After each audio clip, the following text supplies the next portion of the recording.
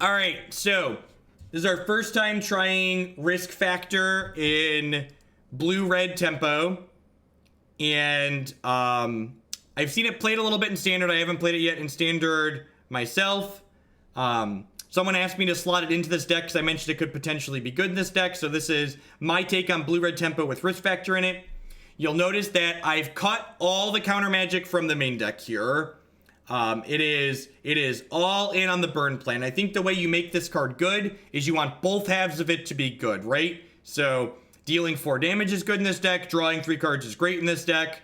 So, what else did I do? I increased the land count to 23 because Risk Factor gives us something to do with our extra lands on occasion. We have our 5 creature lands and 23 lands. I've got 1 Fumarole and 4 Mutavaults. You'll notice in my sideboard, I have less spot removal than my previous builds, and I have more counter magic. That's to balance out the fact that I've cut all the counter magic from the main. So there are 10 counter spells in my sideboard, and we have like 8 to bring in any given matchup where counter spells are good.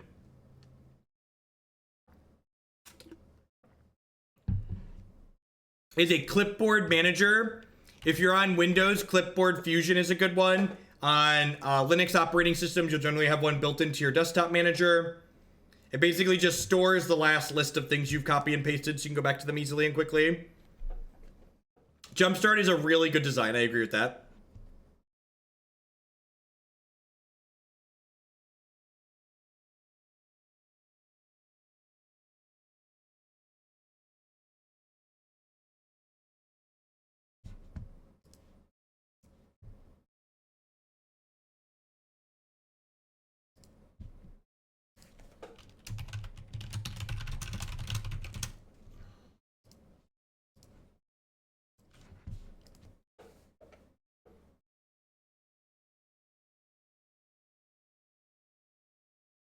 Also, if you're on Windows, I don't have a good suggestion for this, but like, if your task manager doesn't have tabs in it, I don't know how you work in life. Just get some tabs in your task manager. Hey, the Zig. Thank you for the 7-month resub there. I appreciate that. Welcome back. Thank you for the continued support. Thanks for keeping me employed here. Sand looks great. I've not. I don't think Mission Briefing is a card I'm really interested in playing. Adding double blue to the deck stresses the mana a little bit. One of the nice things about cutting Vendilion Clique was that we got rid of all of our double blue cards.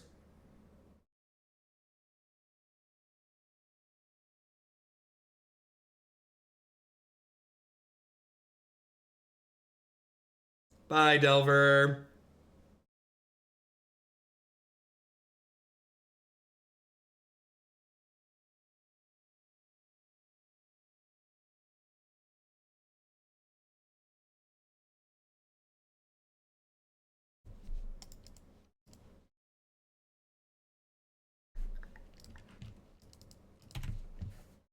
Open to draw some lands here.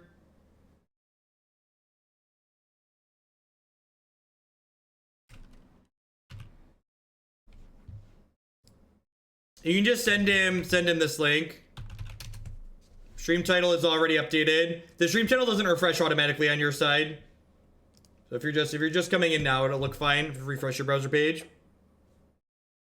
No, I don't. So one of the things, and this is pretty important about playing against decks like Shadow, you don't want to be dealing damage to them willy-nilly with your burn deck. You want to wait until they deal enough damage to themselves that you can then send off a burst to kill them in a couple of very short turns. No, the Civilized deck really fell short today. So I am intentionally not attacking them here.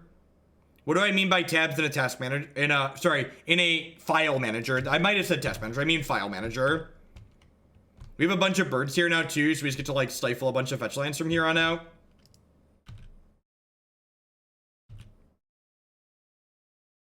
And I think I'm just gonna pass here. I think I want to get 2 birds in play before I start hitting them.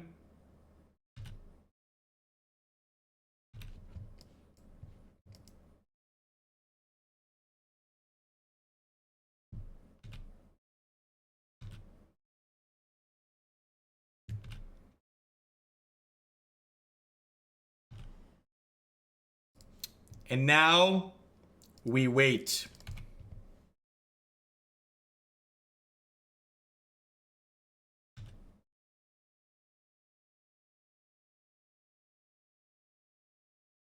You know, Control Tab lets you tab through things in your browser, right? So if you hit Control Tab, it goes to the next tab. Yeah, we're basically playing chicken here. It's a good way to think about it. It's like who's gonna blink first. And my deck's way more likely to sit here and hit land drops than theirs is, right? Like there are far more lands in my deck than there are in my opponent's deck. Like, I feel like as long as I'm sitting here hitting land drops, this, like, exchange is going well for me.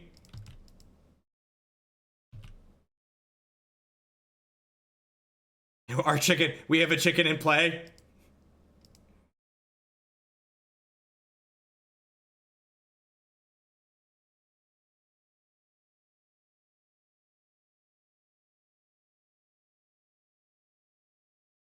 Control Tab is a good workflow change.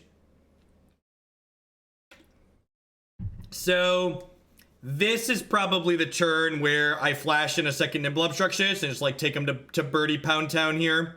Well, now I'm gonna cycle this. If you're gonna give it to me, I'm gonna take it.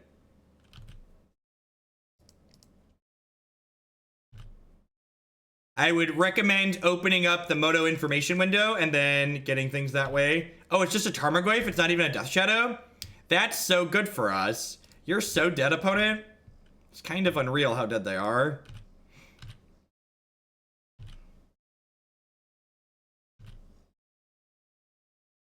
Yeah, they like have to let us draw 4 with this risk factor or they're dead.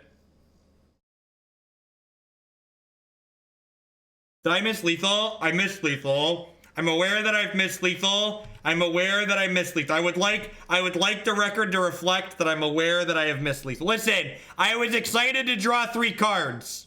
Can you just let me be excited to draw 3 cards? You just let me be excited to draw 3 cards. Chat, listen, if you kill them, you have to stop drawing cards. I want to make sure that we're clear on this. If they die, you have to stop drawing cards. Dolabruski, thank you very much for the brand new Twitch Prime support there. There's a lot of great people making a lot of great stuff on Twitch. Thanks for supporting mine here.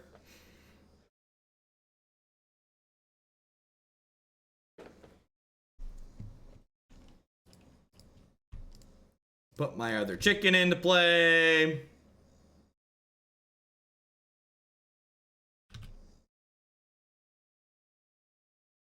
I think blue-red tempo in general is very good. I don't know if these risk factors in this deck are good, but this deck is reasonably close to the deck that I top-8'd the Open and Indie with earlier this year.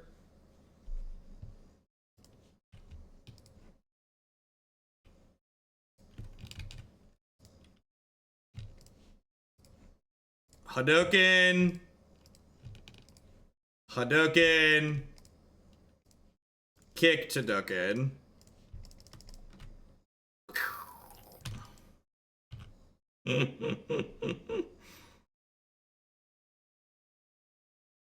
Yeehaw!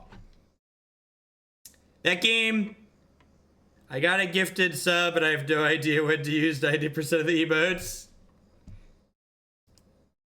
This is, that game was a good example of being patient, right? I feel like we got really rewarded for being patient that game. So, Abrade's pretty bad in this matchup. But with Soul-Scar Mage, maybe it's passable. Would I rather have Abrade or Dispel here? What do we think?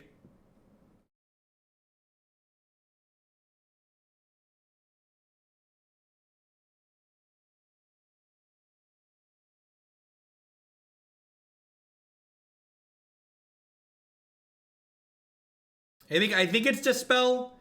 Yeah, we can counter their stubs if they're playing. They might just be Jund, but like we counter bolts and pushes with these two, right?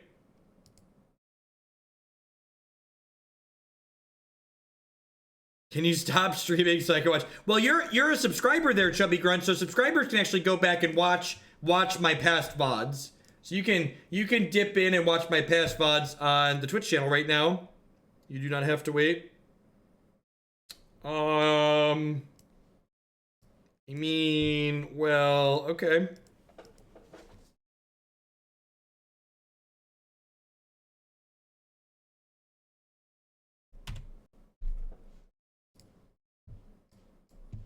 369. Damn, she's fine. Boy, let me suck it to you one more time. Getting low. Doo-doo-doo-doo-doo-doo-doo-doo.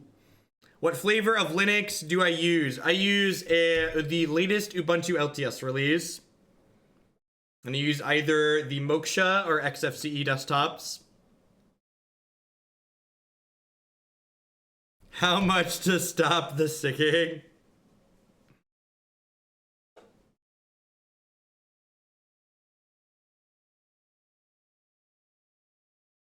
Bodhi is the Moksha desktop. This is match 1, game 2.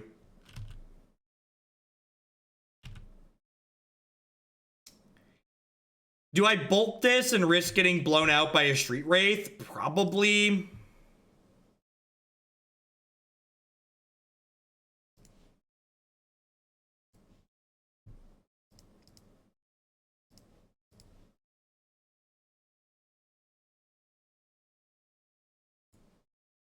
I think I'm supposed to keep that. Gives me an extra look at a land next turn. Never didn't have it. Just boop him. Boop him on the nose. Put a hat on that one. I hate everything, everything. You know we hate everything. We're gonna 2 for 1, gonna 2 for 1 this go. Easy beasy. Thank you very much for the brand new Prime support there. I appreciate that. Thanks for keeping me employed here. HR Moonlight, thanks for re-upping that Twitch Prime. Thanks for shipping those Bezo bucks this way again this month. I appreciate that.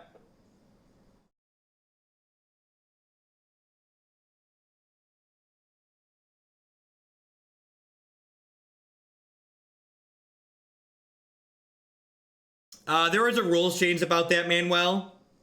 You can, if you follow the updates on wizard sites, you get those. There's a point where they changed that rule. And we kind of bolted their face. The problem was like they were gonna cycle that Street Wraith at some point, anyways. Lingering Souls, well, ain't that rude?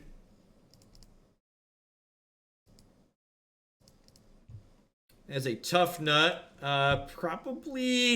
probably want Staticaster for these. They're likely on 4 souls, right? Like pretty unlikely that they're just on a couple. I'm gonna mute myself off and I'm gonna eat a snack here. It's 11 a.m., which is approximately snack o'clock here.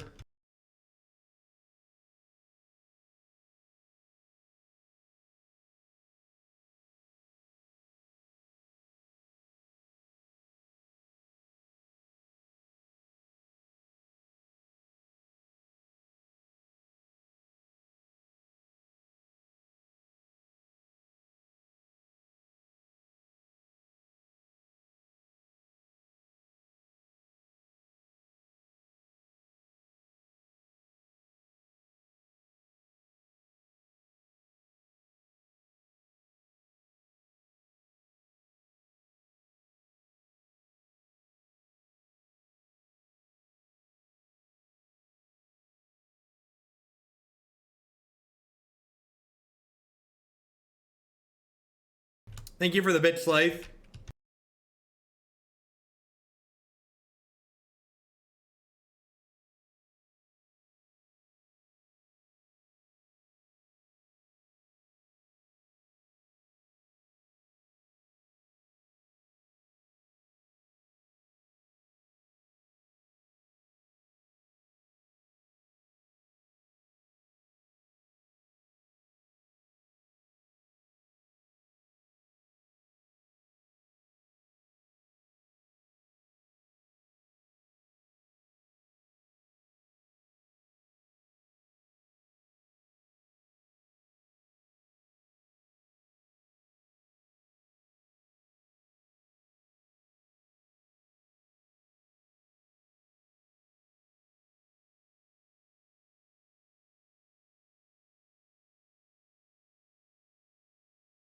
Correct, Dig. Only Android can subscribe on mobile.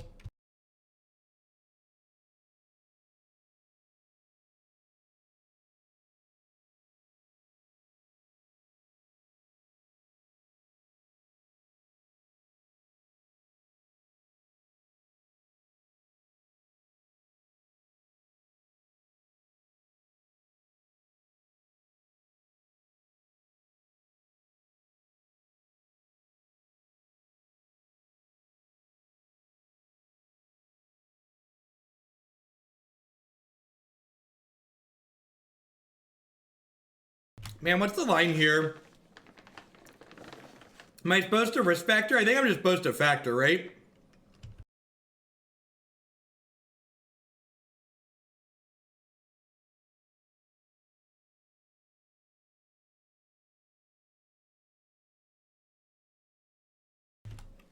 Yeah, I guess we just like hope for no Doomblade. I guess it's like 0% to connect though, right? Like is there a way to represent less than 0% to connect? This is the line though. Like play this bolt them draw bolt.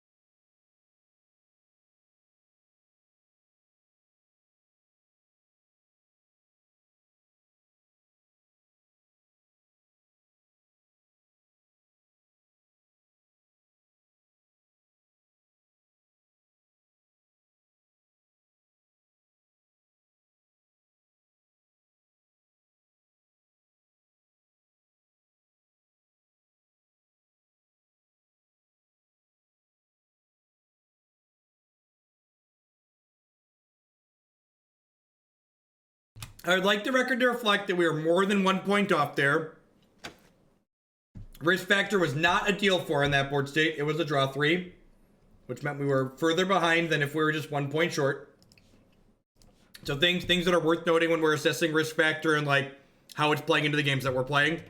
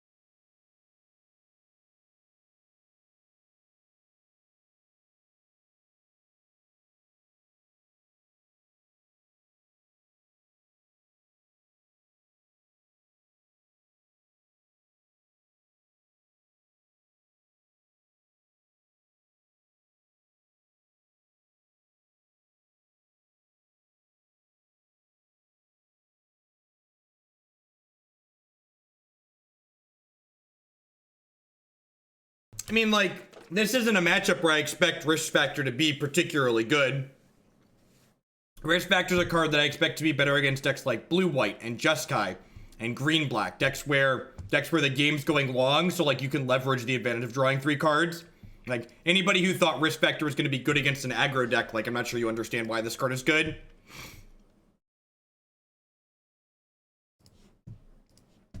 You can find all of the Magic that I've played and tried on my YouTube channel.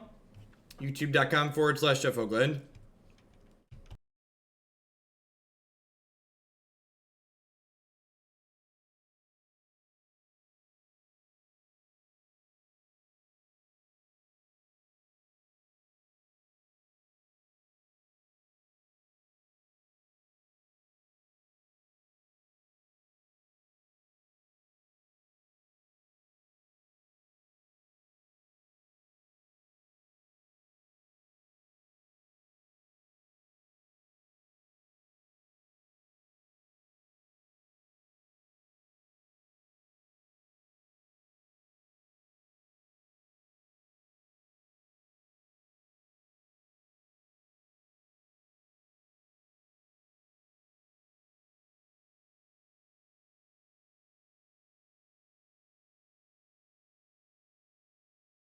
Yeah, and it's like worth noting that like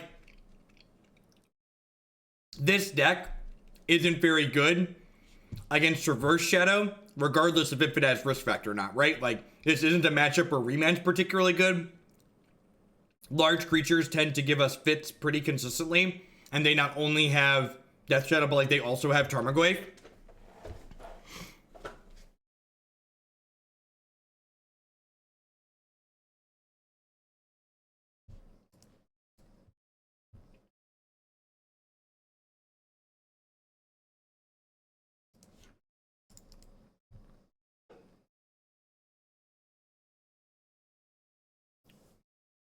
Hey, Zine Kakusha, thank you very much for the brand new tier 1 sub there. I appreciate that. Thanks for keeping me employed here.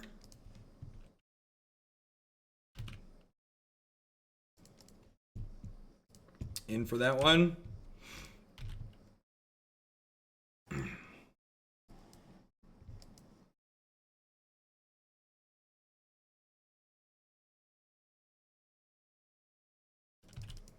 He's dead, Jim.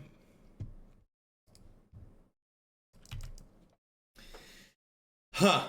Is this a snap up turn or is it a snap bolt turn? What do we think?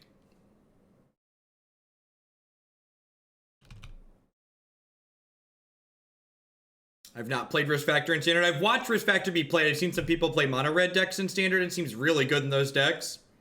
I think this is a snap up turn.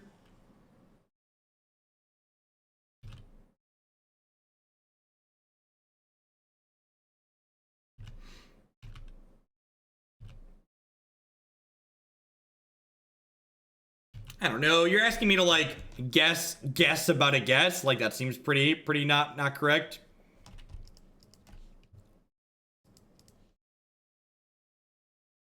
I mean, am I happy foring them with this? Yeah, I guess I'm kind of happy with foring them with this here. Yeah, sure. Let's Borrowstorm them. Like this puts them to 10. This puts them to 9, and they're just like dead to 3 bolts.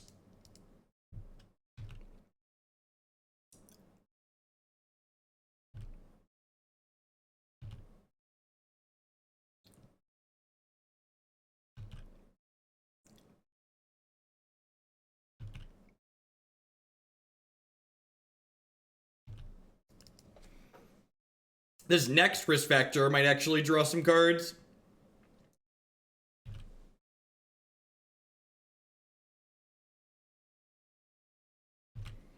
If they attack with Grimflare and don't play any creatures, I'll probably Snap Bolt them at this point. So I can start getting in with that. If they play another creature here, I'll probably just flashback Risk Factor, discarding a Grim Lavamancer.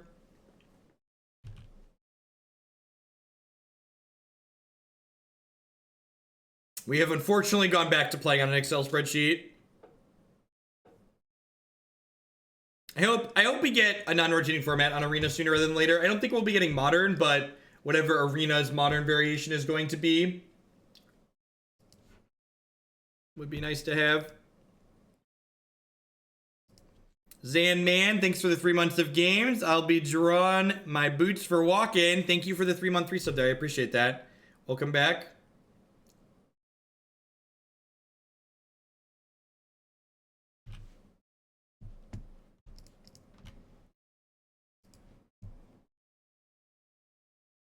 I mean, there's not really to comment on how MTGO looked. MTGO, it lets you play Magic on the internet. And it's very good at that. It's not bad at letting you play Magic on the internet. It's just like, that's all it does, though. It's not a video game. Arena lets you play Magic and is also a video game.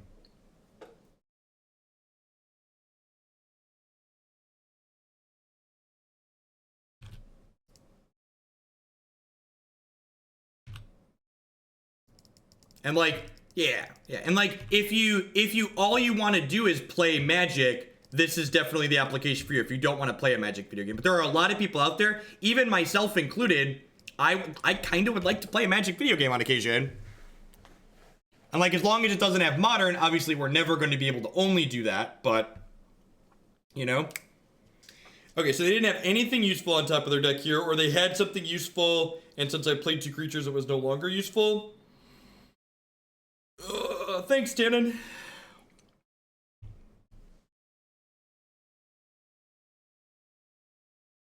You have a K command here. Full price Dismember. Fair.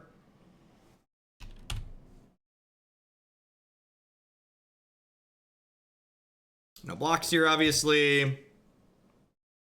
Going to 10. They've played Bolt, and they have Teamer Battle Rage. They have, like, some amounts of reach in their deck.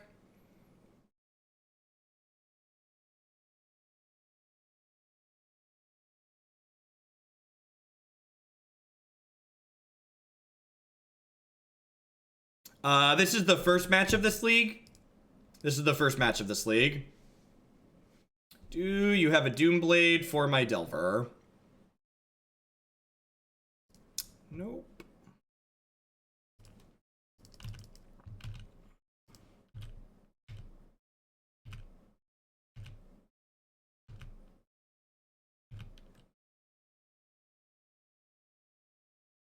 Does anybody recall what this risk factor does? Moose Captain, thank you very much for the brand new Prime support there. I appreciate that. Welcome. Thanks for supporting my content here.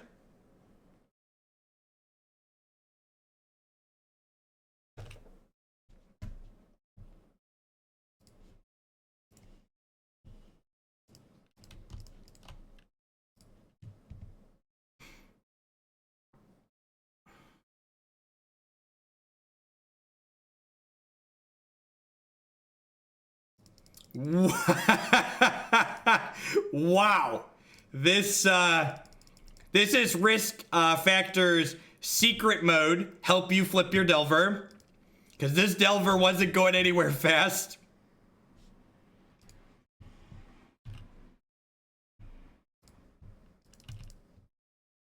I'm playing a slightly different sideboard than what's on my site, but what's on my site is basically what we're playing. The main deck is the same. I put a few more counter spells on the sideboard to try out, but it's pretty close to what's listed on the site.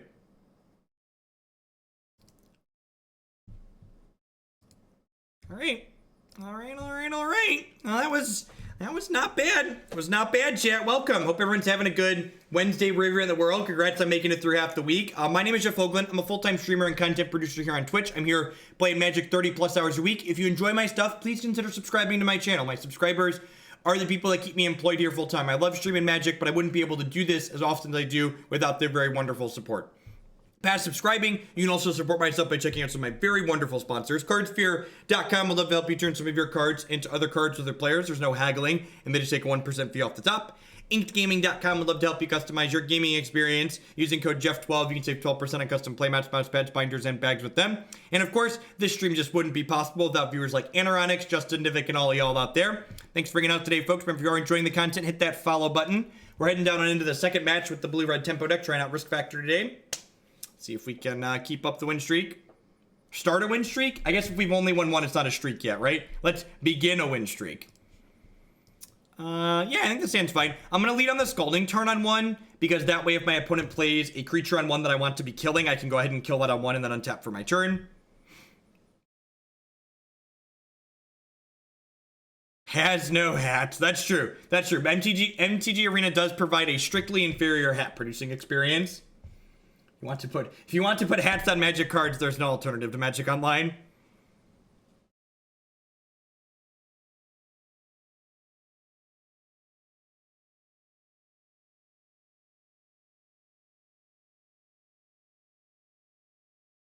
I do not have Discovery Dispersal in the deck today, Omniscience. It's an interesting idea. I don't know, 2 mana is a lot. Like, that deck's really low on land, so like being able to like turbo through your lands is a big deal.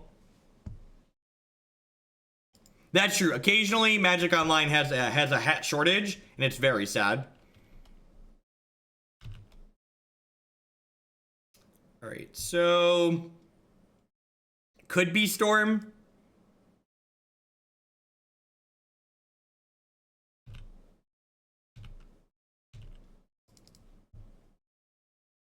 I'm here. Trust your Delvers more. Excellent.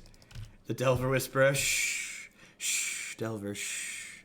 So I'm going to shock in the Steam Vent here, because there's a chance I just play the Snapcaster Mage on turn 2 here. This also bluffs a counterspell, which is nice.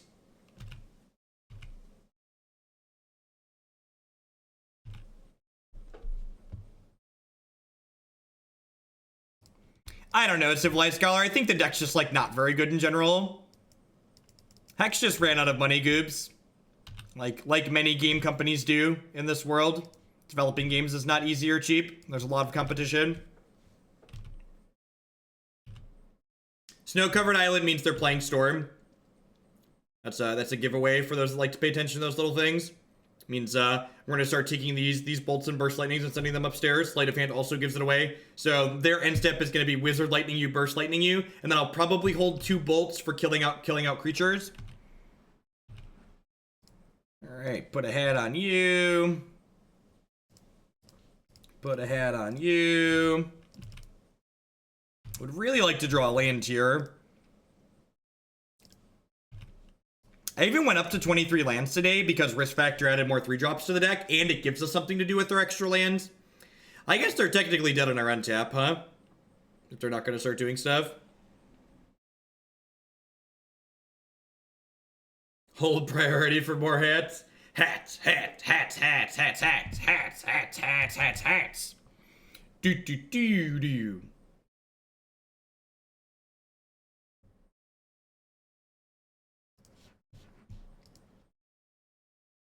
Dead on combat, sure. Details. Dead on untap generally means dead on our next turn.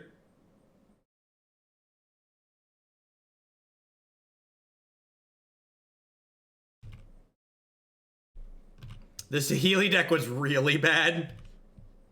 Just good, pretty classic case of not interactive enough, not linear enough.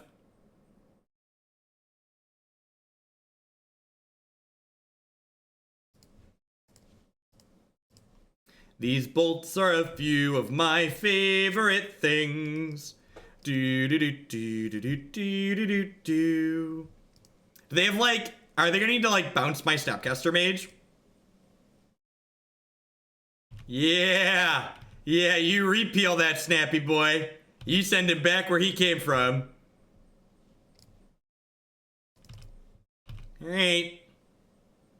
Your move. Nothing to see here.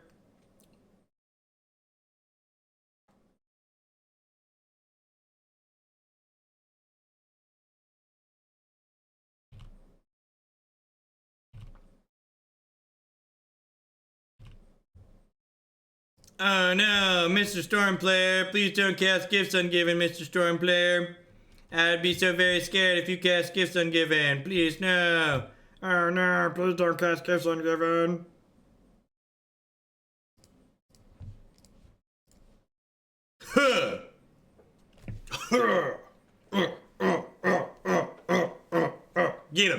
Get him. What? Wait, what? We have another remand?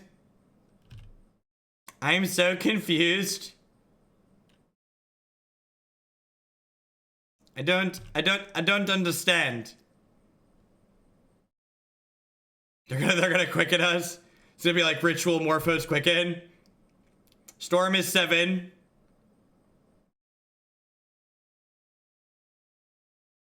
You made them Rage Storm. Despite all the rage, he is still just a storm player in a cage.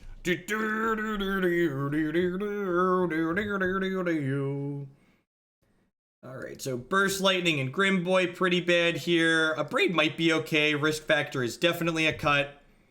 We have 8 cards that are really easy to bring in. Stroke, Negate, Ionize, Dispel. I guess, is this really a Stroke matchup? Maybe this isn't a Stroke matchup. Could go either way on this one.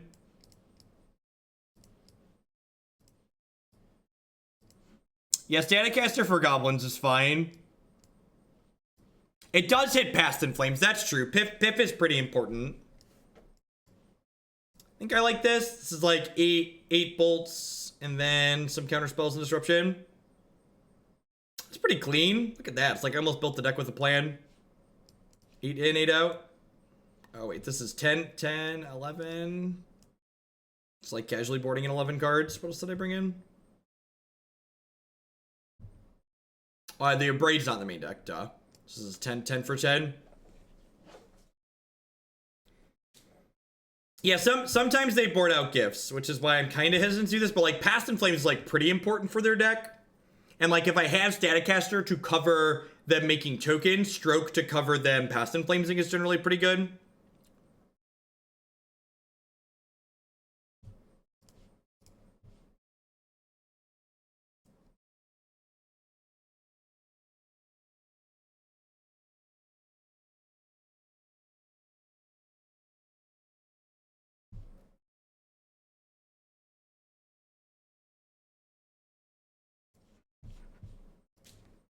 No graveyard hate in your 75. Yeah, you just race the graveyard decks. Just like spend your cards killing them. Dredge is a pretty bad matchup for decks like this, so I don't think you should dedicate sideboard slots to it. I think even with dedicating sideboard slots, you're still a dog against Dredge, just like except your matchup is bad. I have never stifled a Storm Trigger with this deck. Generally speaking, if you're stifling Storm Triggers, they're going to kill you. A lot of the time when Storm goes off, they go off by a lot. So if you stifle a Storm Trigger, they can just like remand their thing and cast it again, or like cast another. Opt makes for more keepable hands. That first game we played is actually a great example of like why Opt is good, right? Like I can't keep a one-lander without Opt. Like Opt plus Blue Source is often a keep, whereas like just one land without cantrips is not keepable. So cards like Opt just increase your density of keepable hands.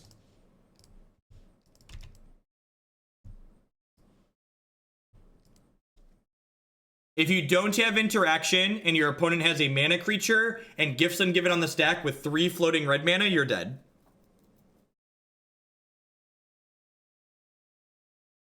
It does not, Johan.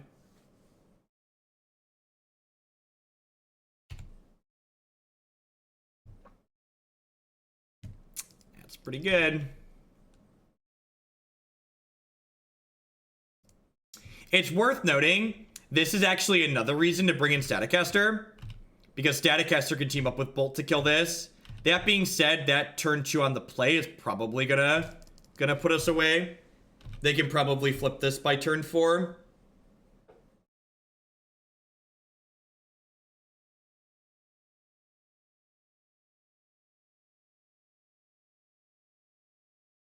Sure, if you're playing in some kind of high-stakes scenario and you assume your Storm opponent is an idiot, they could make a mistake. But for the sake of, like, knowing if your deck has won or lost, and, like, against any reasonable Storm player who's, like, played the deck and has a brain, like, you're dead if you don't have interaction, and they have a mana creature in play, and they have 3 floating red mana with gifts on the stack.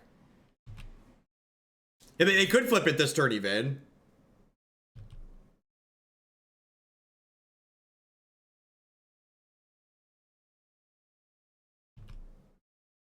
Yep.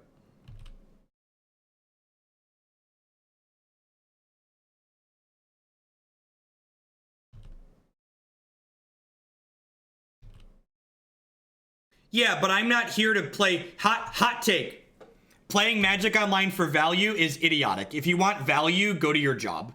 If you want good EV, go work for an hourly rate anywhere, and they'll pay you more money than you're gonna make grinding on Magic Online.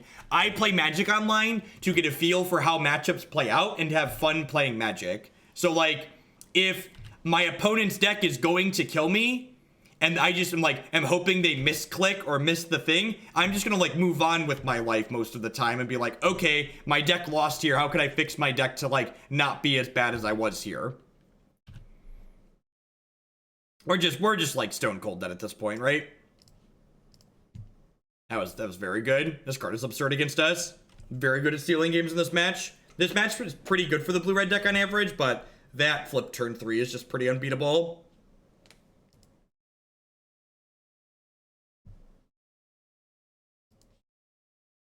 It is worth noting that I've cut Spell Snares from this 75, which is a card that's very good in this matchup.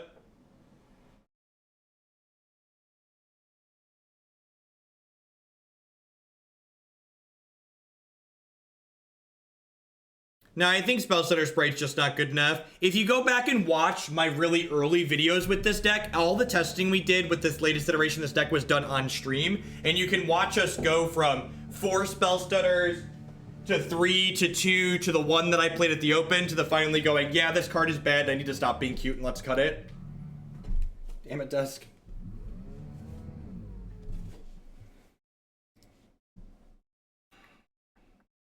Seems pretty good. Yeah, so, and this is one of the many decks that has a page on my website. So if you go to jeffhoagland.com/decklist or just use the navigation bar at the top, under the high potential decks, this deck is listed. And you'll be able to see all the past leagues there along with my current list, my current preferred list, which does not currently include Risk Factor because I'm not sure that Risk Factor is good in this deck. So I could bluff a counterspell here for whatever their turn 2 play is, but I think I'd rather just like get points of damages off these ops. Because like starting next turn, I'm going to want to start holding up Ionize, so I'm just going to use these ops while the getting is good here, basically. I think that's probably worth keeping since I have Bolt and Dispel. So like next turn I'll play Delver and then hold Bolt Dispel up.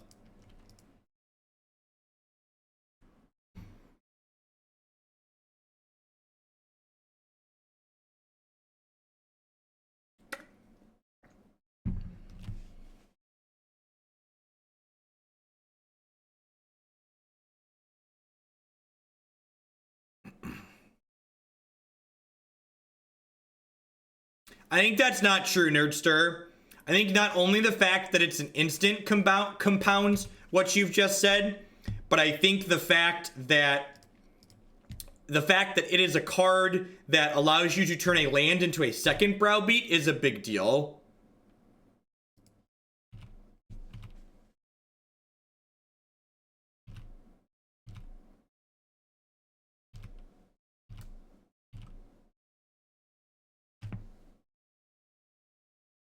How have you liked Arena, Tannen? Because you play a lot of Magic, and then obviously you've done a good bit of Hearthstone as well. So you probably have a decent perspective on it.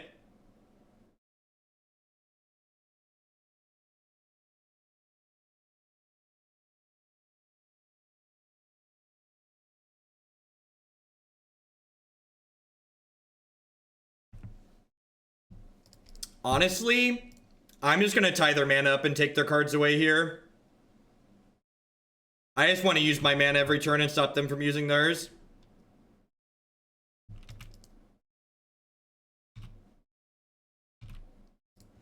I think as far as gameplay is concerned, Tannen, they've done an excellent job.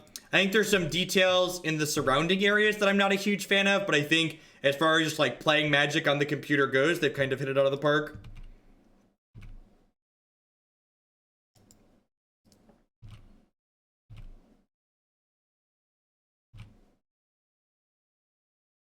I don't think that's true in a deck like this. I think this is a deck where half the time when you would Surveil or Scry or something with a counterspell, you're scrying for a burn spell. Do I want to play? I think I want to just hold Ionize up here.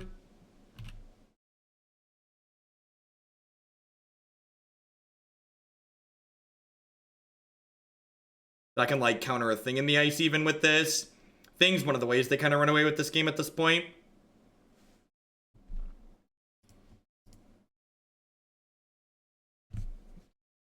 They have things formatted similar to leagues, but they also just have a ladder that's free to play on.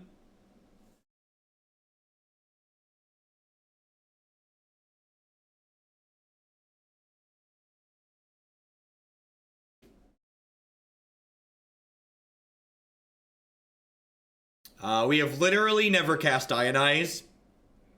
The first time we've boarded this. First time we're playing Blue-Red Tempo since Guild's release, so got 2 in the sideboard right now. As someone who makes content and just plays Magic in general, I prefer the ladder system to things like leagues because having the flexibility to change my deck in between matches is really valuable to me. And I'm ionizing this not only to use my mana, but also because I don't want them to just make goblins this turn. Again, just like using my mana while I can.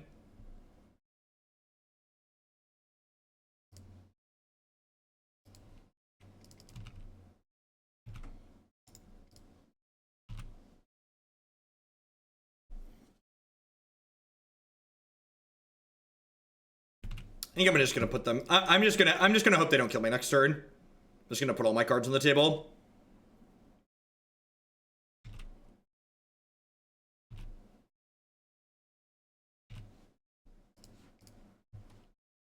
I think this deck's Infect matchup is absurd. We have a ton of cheap removal, and we have a good clock to combine with it. So we're not like Jeskai control, where we just like kill other things, and then sometimes they, Wild Defiance and Spellskite can be kind of annoying, but Abrade helps get through Spellskite a good deal. You can keep Wild Defiance off the table, you're gonna kill them very, very easily.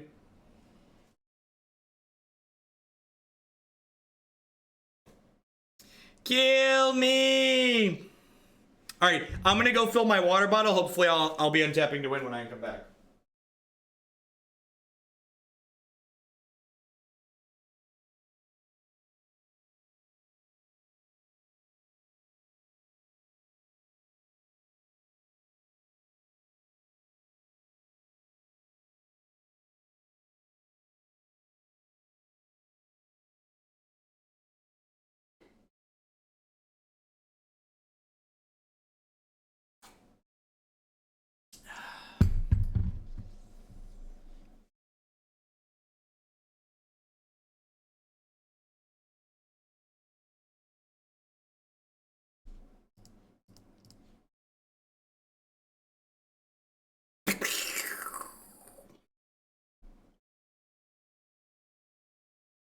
Tribal Lightning Bolts, chat. Best tribe in Modern.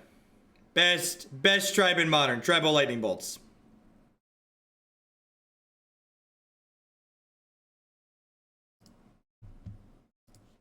Slow and steady.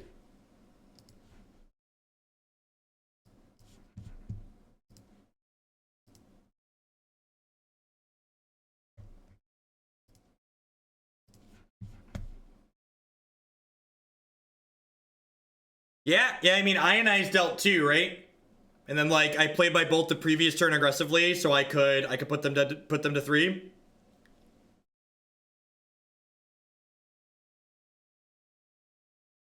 Listen, chat, this is all this deck is a fancy burn deck. This is a burn deck for when you want to feel smart. But don't forget your roots. We are, in fact, a burn deck.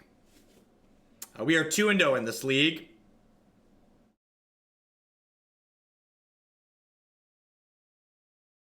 I like having a, this is a big brain burn deck. This is I am smart and thin, but I want to play burn.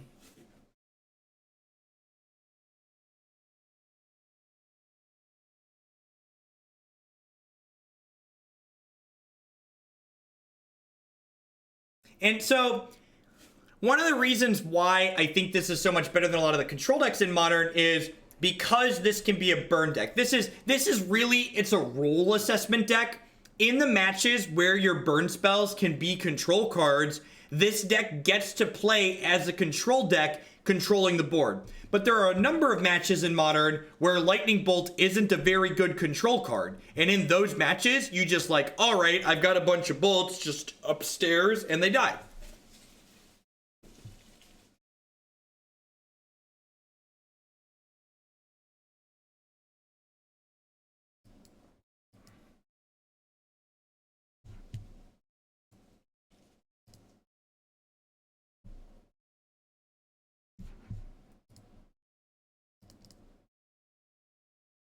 If you consider Lightning Bolt a counterspell, you might be a red deck.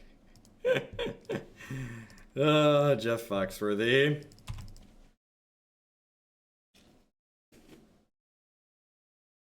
How's my day? My day's been swell. We had a bit of a rough run with black-green this morning, but doing pretty okay here now. I should technically play this post-combat. Yeah. Auto-pass value, chat. Auto-pass value. Never forget the auto-pass value.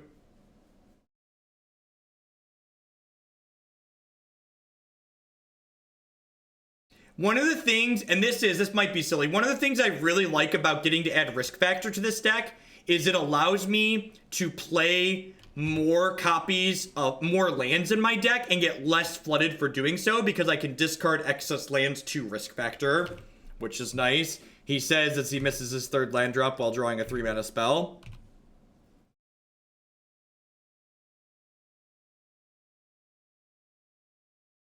Assassin's Trophy is great. Green Black Rock was a good deck before Assassin's Trophy got printed, and it's a better deck after Trophy. Just because a deck is good doesn't mean you're always going to do well with it. Modern especially, and Magic in general, is a game that has a lot of variance in it. You should never go to any Magic tournament expecting to do well. Regardless of how much you prepared and how much hard work you put in, you could just have a bad weekend. That's just how it goes.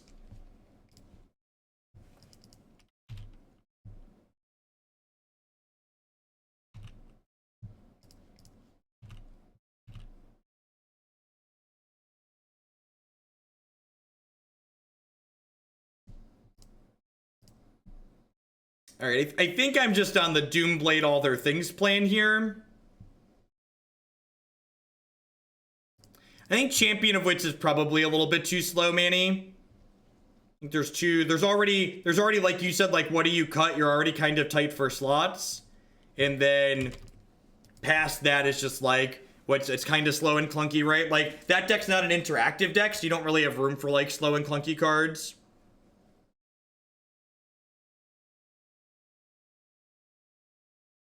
There's a swamp in their deck? What on God's green earth is going on? There's like a Gifts Ungiven? Arcadis, sure.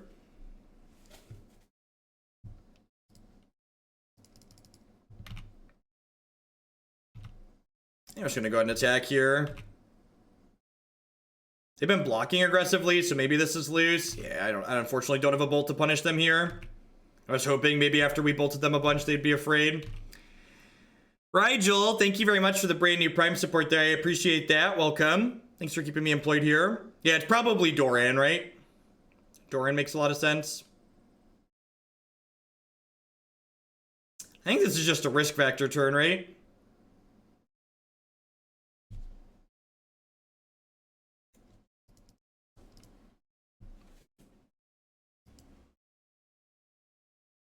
That's really good for us. Bogles and Dredge are the two matches you want to dodge with this deck. You have a chance against pretty much everything else. And, like, obviously Bogles, like, beats itself some amount of the time. So, like, you're not just dead there, but it's pretty terrible for you.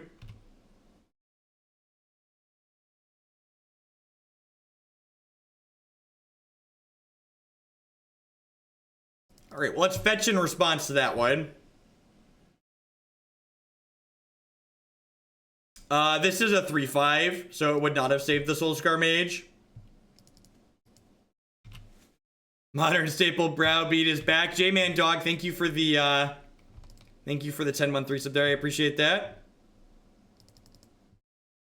Yeah, this is Magic. Nothing's unwinnable, but those are the bad matches. Those are the ones like when you show up to the tournament, you're like, I hope I don't play against X.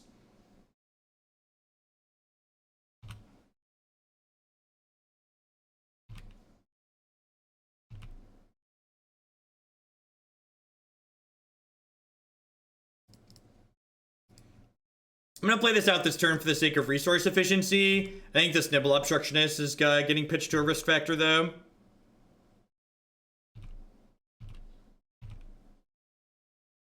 Flashing back risk factor also means that my Soul-Scar Mage can block the dinosaur profitably, which is nice.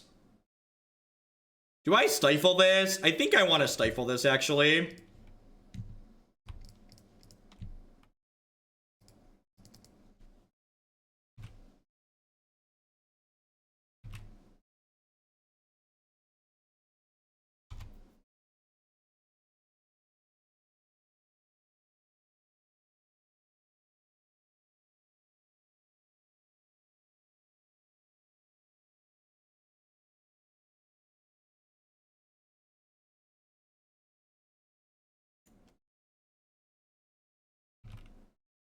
So this sits for 7 now. Brutal.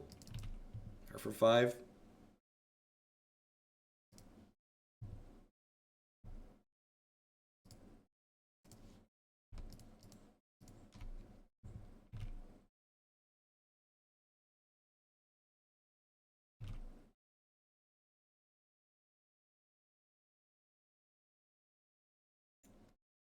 I don't know how that's supposed to work. Is this supposed to trigger uncycling?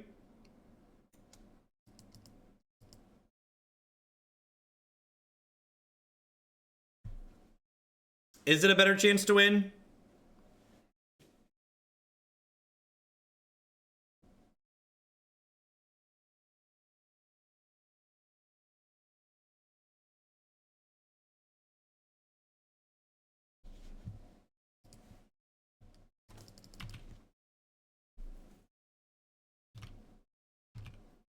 You see how long my opponent tanked on that?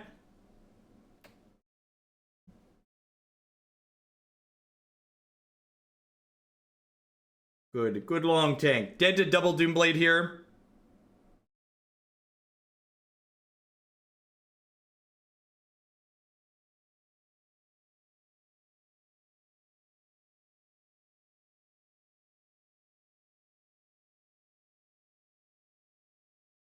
Sure, I get that that's why it's working, but that's definitely not clear from its rules text.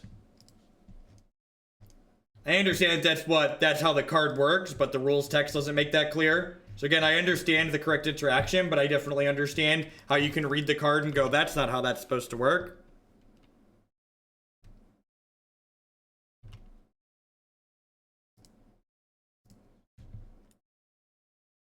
I'm probably supposed to double block here so I don't get destroyed by some kind of pump spell.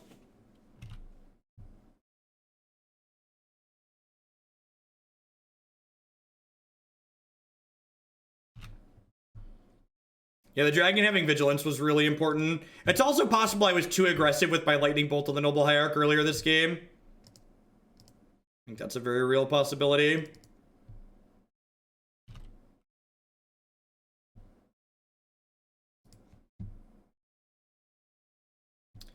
Alright, so how many bolts have I played? Unfortunately... Do I just factor here?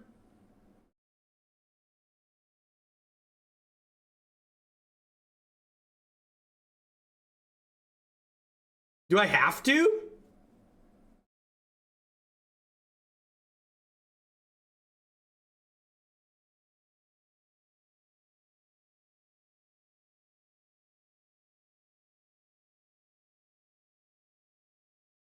I mean, drawing Wizard Lightning is lethal because Mutavault can activate itself.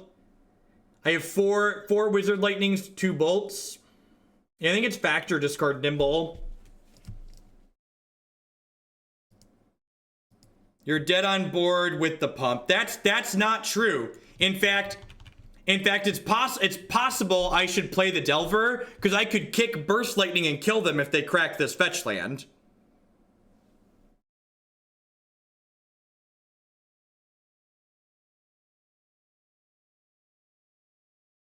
I think I'm just supposed to play the Delver.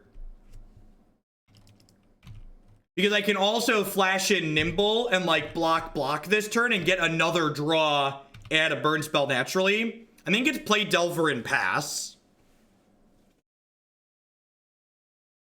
Just like give myself more draw steps here. I could also try and bait the fetch land by like not blocking the arcades. The problem there is that I then die if they have like some kind of assault formation type card that boosts the toughness of their stuff.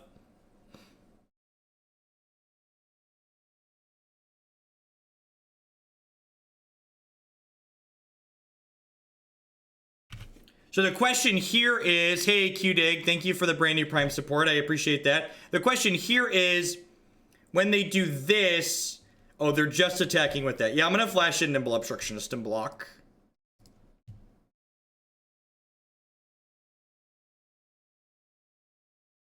If they have Doomblade plus pump spell here, I die. I think just chumping is ideal.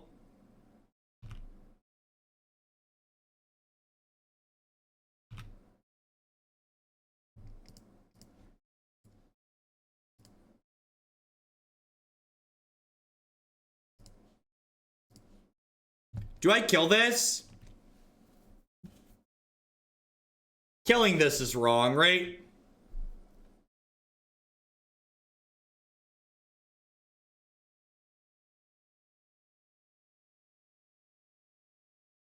Yeah, I kind of like if we don't flip. I think I like killing this. Oh, they can pump with assault formation. Fuck. Or they forgot to. God bless. God bless. Magic's better when nobody knows what cards do.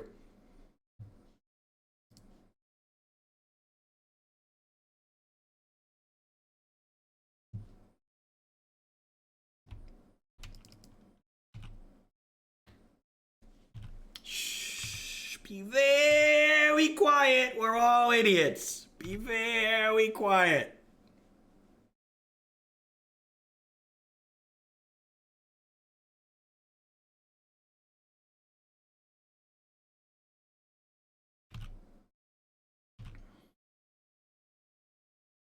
Double the punch, double the fun, chat.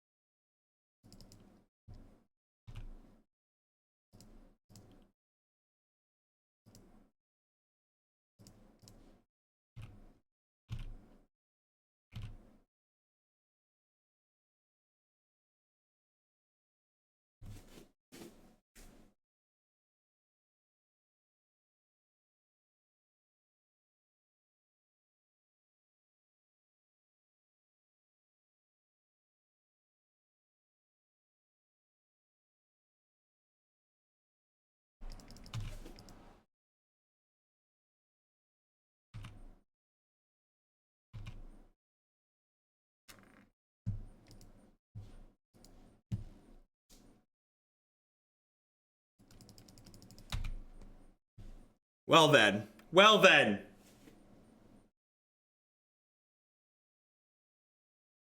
I think I played this game too conservatively. Okay, I think I played this game too conservatively.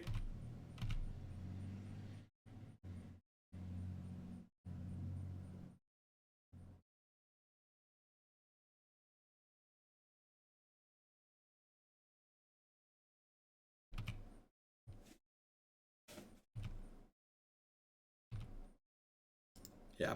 I was too conservative this game. I should have not chump blocked as aggressively as I did. I should have like made them have the pump spell at various points. That way I could untap and kill them. I got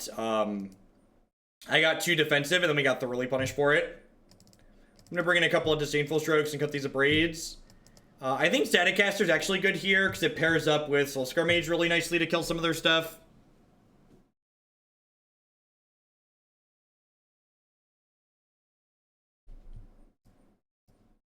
I think this is an Ionize matchup. Maybe it is on the play. Could see this being okay too. Maybe this is just better than Disdainful Stroke.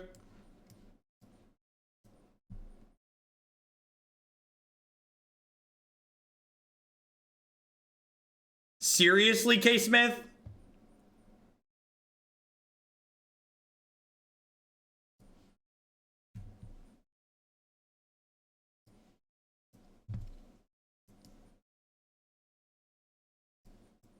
Yeah, the new stroke art is great. I agree with that.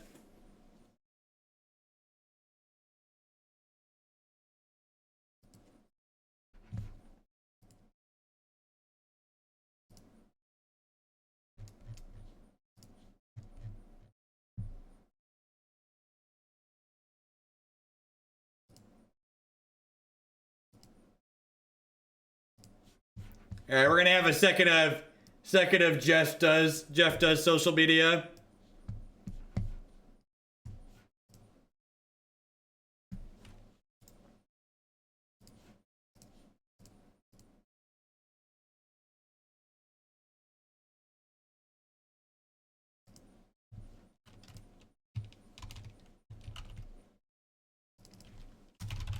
This is an embarrassment to your game at Wizards Magic.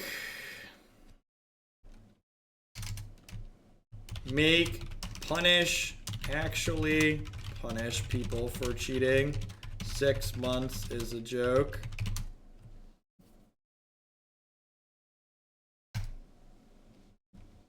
On today's episode of This Is Why Jeff Doesn't Get Sponsored to Play Arena or directly sponsored to Play Arena or get preview cards.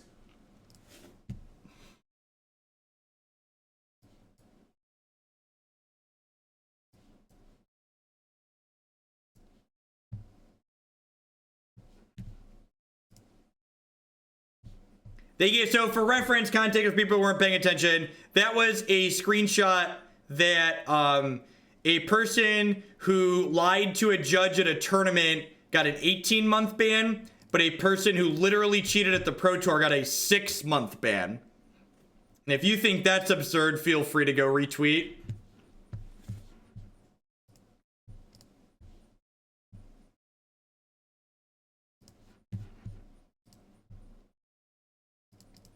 How did he cheat? He tried to cast a Path to Exile in response to Meddling Mage entering the battlefield.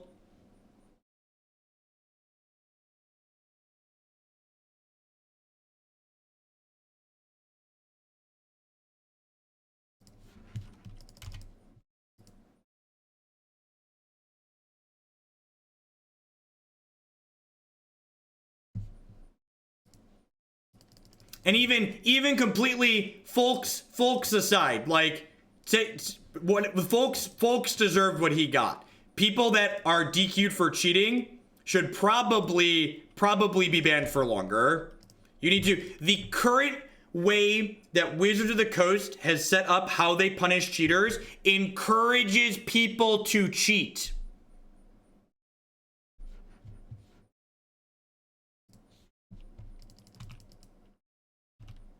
It's very sad.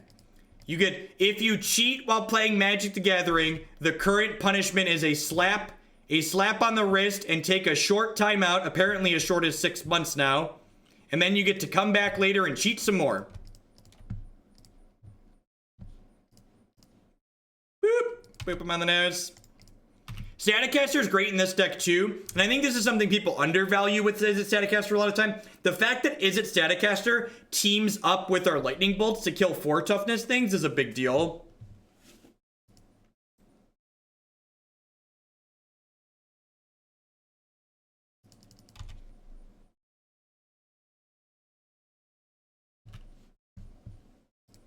That's, yep.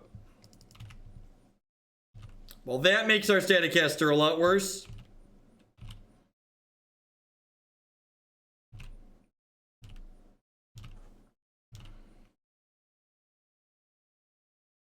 Yes, Staticaster plus Soul-Scar Mage works exactly the way we want it to work, and it's great.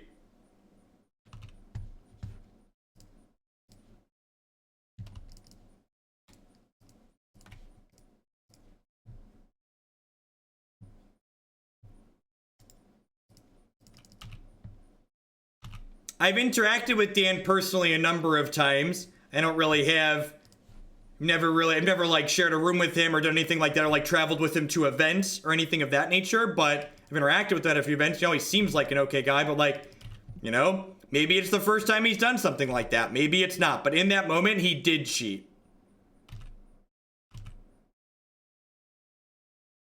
He knew what his cards did.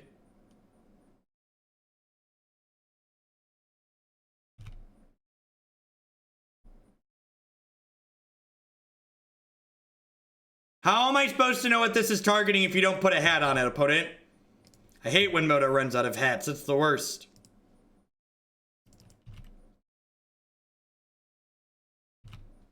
Well, cheating requires intent, Todd. Cheating isn't just making a play mistake. So, like, I'm like, as someone who's, like, been on camera, who's made a number of play mistakes that I didn't do intentionally because there's just a lot going on, like, I'm willing to give people some rope. But, like, when they use that rope to hang themselves, like, the Meddling Mage thing is pretty obnoxious.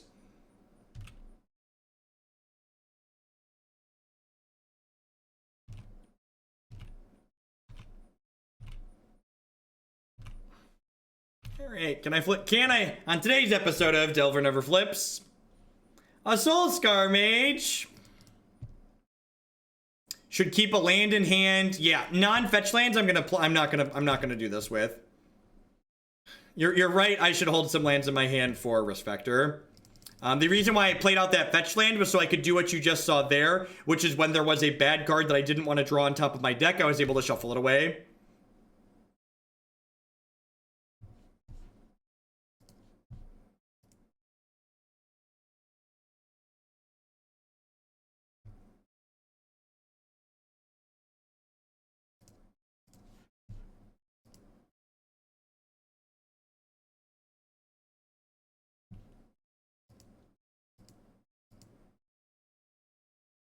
Yeah, now we can continue drawing. And we're just going to draw like Snapcaster Mage for the next 4 draw steps.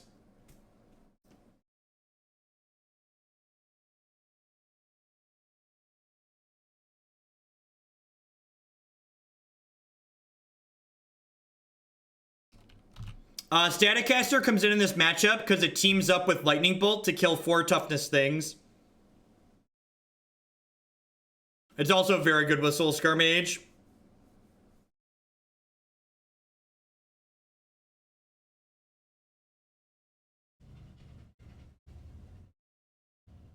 Yeah, this is game 2 still. We're down a game after messing up game 1.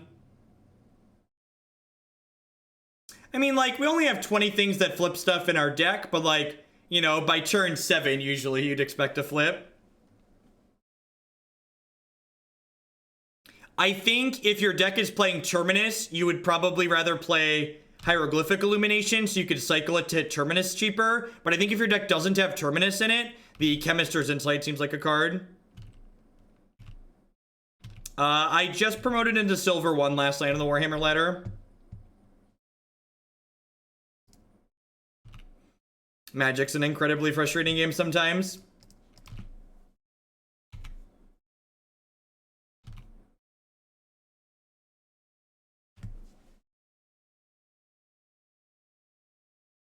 Just how it goes. What Warhammer game is it for? Yeah, Warhammer Age of Sigmar Champions. It's a card game. It is both a paper and digital card game.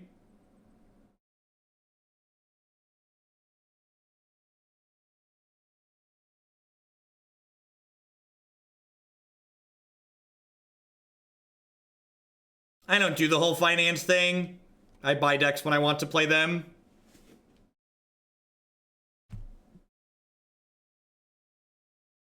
They'll flip when they're ready and not a turn before. Yep. Yeah, you shouldn't be playing Standard as an investment. You should be playing Standard because you have extra money to spend and you want to spend it on a game that you'll enjoy.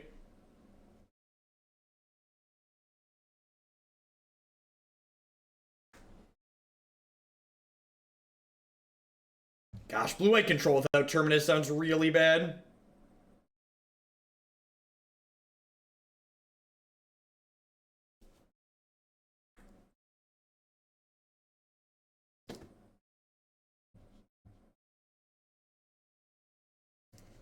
Alright, well, I'll shoot you in response here, because otherwise you're going to draw a bunch of cards.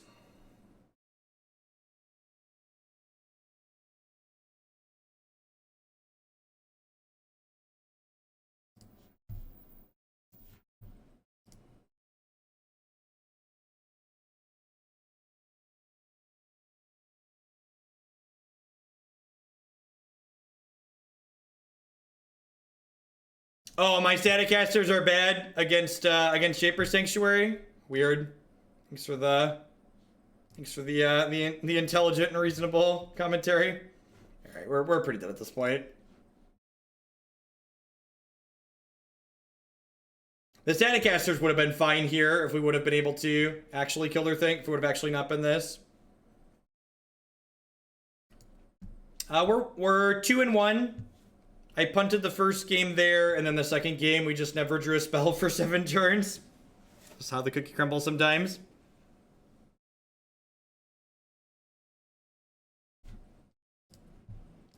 Comes the beats. Risk Factor's been okay. It's got interesting play patterns to it. I don't know if it's good or not. I hope we play against like blue-white or a green-black deck so I can kind of feel how it feels in those matchups. Those feel like the matches where it has the most potential to shine.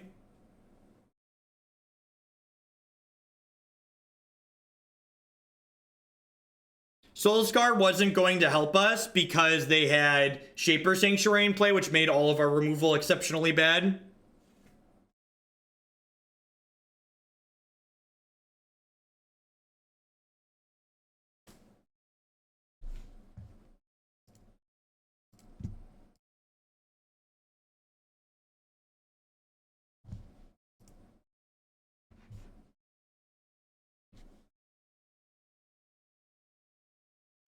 It's because you need more lands, Mason. This deck, and so I know when you lay out the curve, this deck looks really low curve, but Snapcaster Mage is a 3-mana spell most of the time, sometimes a 4-mana spell. So you really want to hit your first 3 to 4 land drops consistently in this archetype. Just something's got to give. Ionize is there whenever cancel's good. If you're in for a counterspell, you're in for Ionize.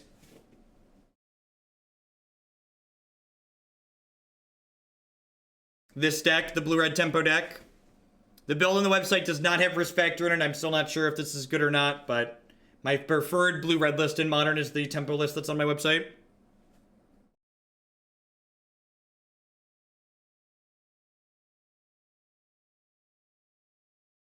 Nobody's gotten banned for using fake cards to my knowledge. Don't spread things like that. In fact, I'm going to give you a timeout for saying something like that. That's nonsense. Don't spread rumors. And getting DQ'd for using fake cards sucks. Maybe Wizards of the Coast should make their cards more accessible so people are less inclined to buy and use fakes. Or fakes are less inclined to be created.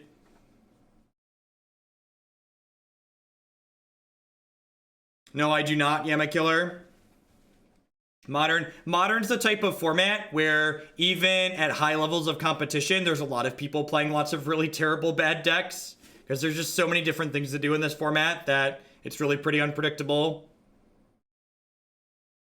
When it has a couple more top 8s in major tournaments.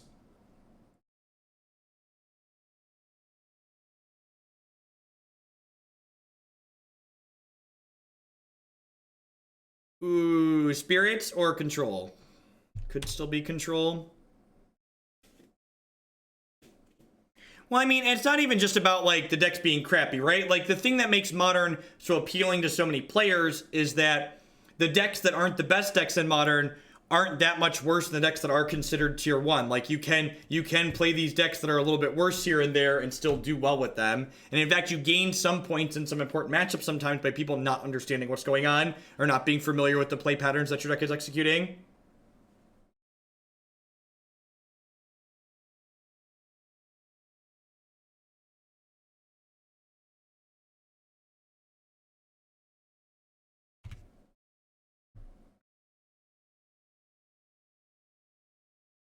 Pass the turn. Pass the turn. Pass the turn. Damn it. Damn it. They played around the bird. Dang it.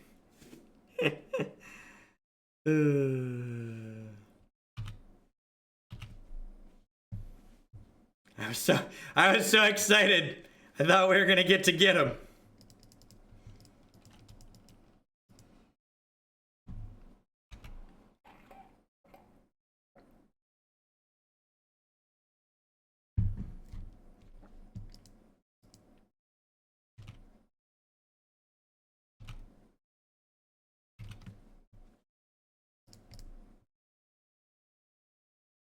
If you attempt an illegal play knowing it's illegal, and you do it intentionally, that's cheating. That's how cheating is defined in Magic. Cheating is taking a game action that's against the rules and being aware of it. I don't think 6 months is reasonable for a first offense. I think 6 months for your first offense sends the message loud and clear. Everybody cheat till you get caught. We're only going to get half a year off. That's what that message sends. That says, this is no big deal. Y'all should do it until we catch you.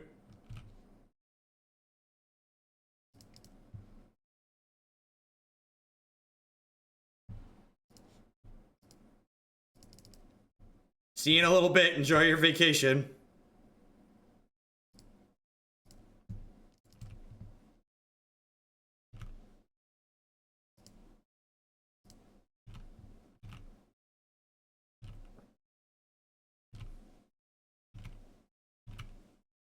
Can you use Stifle Bird or Stifle Bird activation? You can. Stifle Bird is a trigger. There, Jeskai.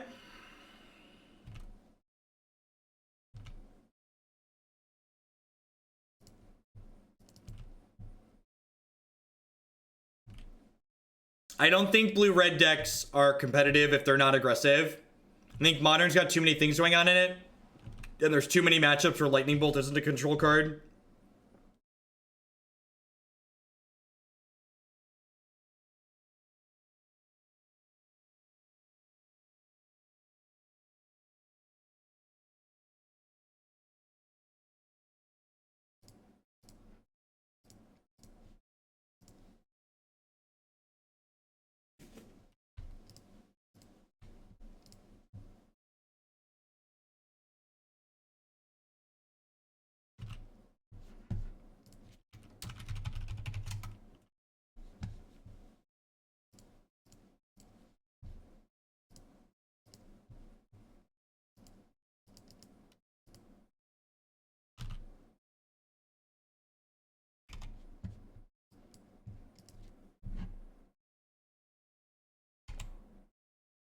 So they took my one little bit of pressure off the table, so I replaced it with a different little bit of pressure and some burn spells.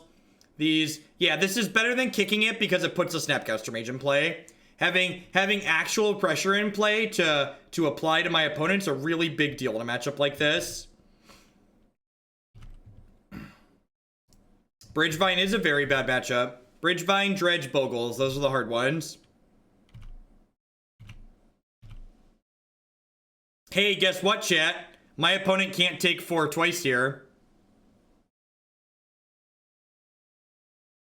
How am I supposed to know what this is targeting if there's not a hat, opponent? Dang it, Magic Online.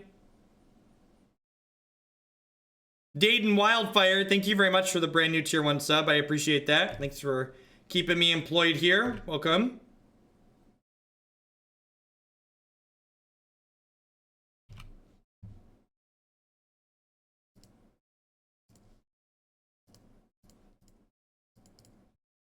I don't think Surgical is worth in the sideboard. We've played with and without Surgical, and I'm pretty confident that I want it without. Negate, sure. Love your content, Jeff. Keep doing what you do. Thank you for the 2-month resub there, Blue Ski. I appreciate that. I'm gonna try and stick this Obstructionist into play.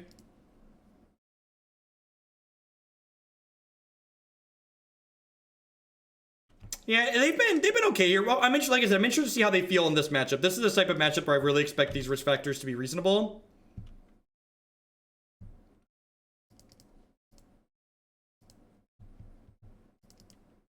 Is explosives that bad in the sideboard? What problem are you fixing by adding explosives to your deck? What issue does this deck have that you're solving by making that change?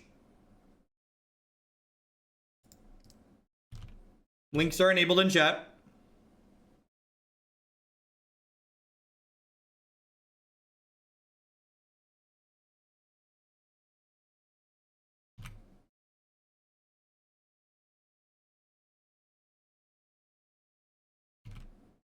Yeah, I'm a fan of Surgical and Blue-White Control. I think that card's very reasonable in that deck. Just pop this off so they can't block my Mutavault here.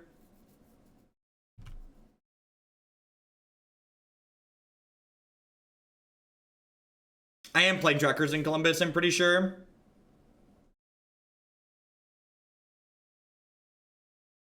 Sure.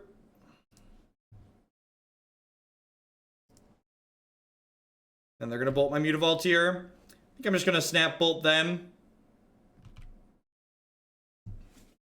I think I want to hold this. So like I could jam the Grim Lavamancer this turn, but I think I'd rather hold this land to bend to a risk factor later. We can dodge Helix for a little bit here. We're in a pretty good spot, but if they find their way into a Helix, we're going to be in a little bit of trouble here. No, I think I'd rather get my clock into play again. Just like getting Snapcaster Mage down is a big deal, I think.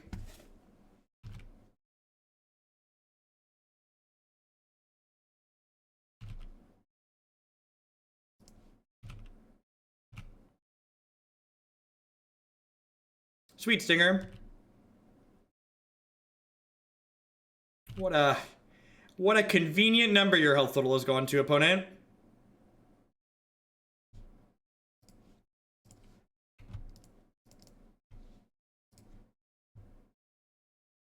Get a cryptic command here.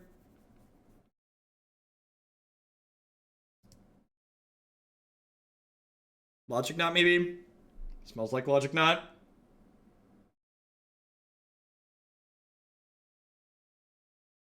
Yeah, I think it's decent, Zach.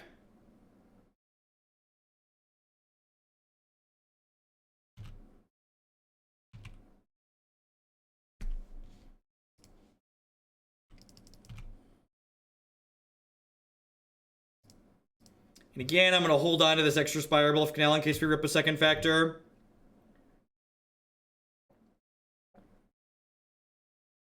Injure Snapcaster Mage. Yep, brittle. We are still at 16 here.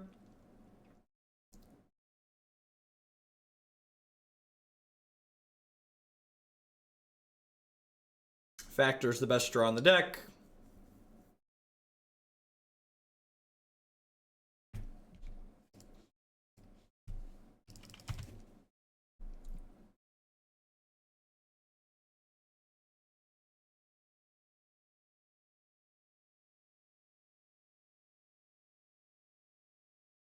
Yeah, that's a good way to look at it. It's like they had to Logic Knot a land, basically.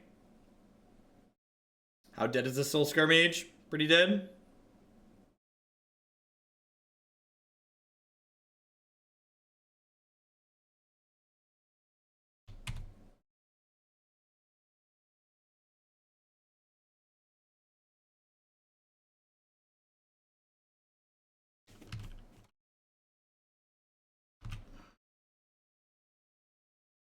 Swift Spear's not a wizard, and Soul-Scar Mage's alternative text. This card is more than just a 1/2 with prowess.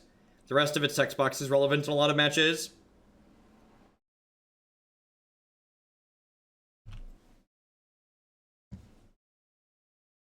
How about if we didn't pass to exile my Soul-Scar Mage and I drew a card instead?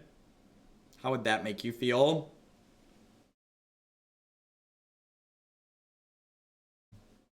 How would it make you feel if I told you this trigger wasn't going to resolve?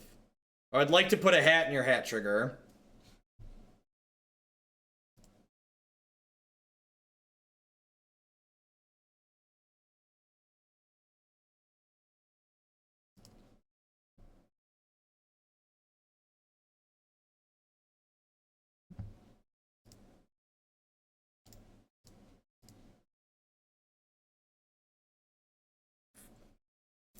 Well, hello there.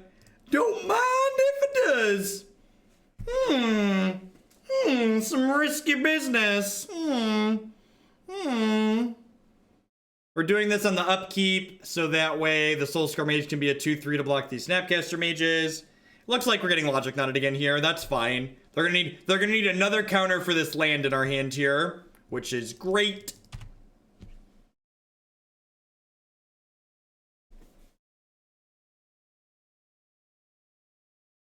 It also means our Soul-Scar Mage will get to attack in next turn.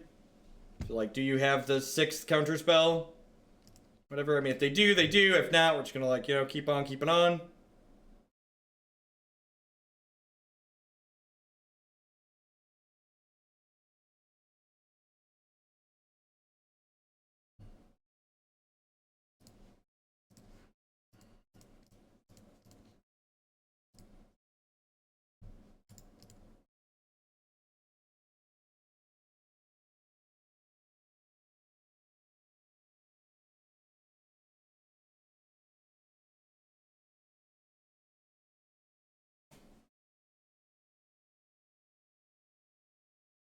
That's brutal. They drew Cryptic Command too.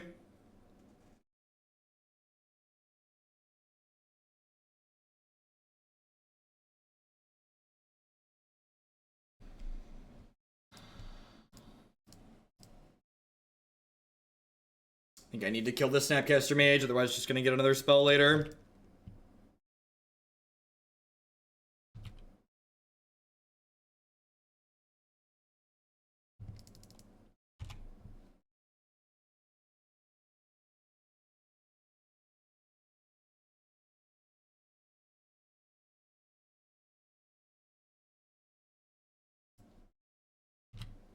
No, I think giving them a Snapcaster Mage back in their hand when they have Path to Exile, Negate, and Cryptic Command in their bin is you know, not going to work out for us.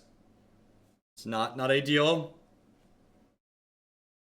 My opponent only has 2 cards in their hand, chat, and hasn't done any card selection. So I think making them have it there and just like being like, okay, can you answer my thing? Okay, can you answer my thing is the way we need to be playing this game.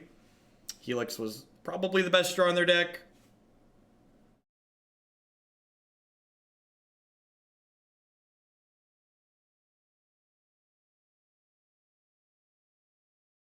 Yeah, probably. Yeah, like if they were just on like what they've had double Cryptic, Negate, double Logic Knot, 2 Snapcaster Mages. Them's the beats. Like this game's not over yet. We still got some draws. They're at 4.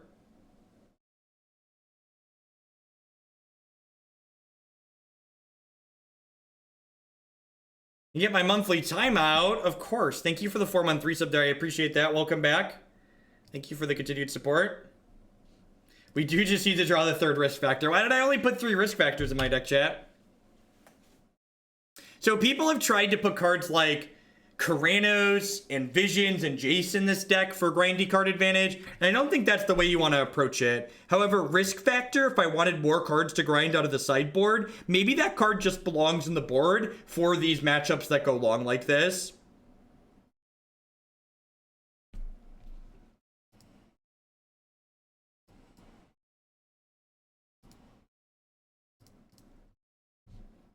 I only have 1 factor left in my deck, so I might as well play my second land out here.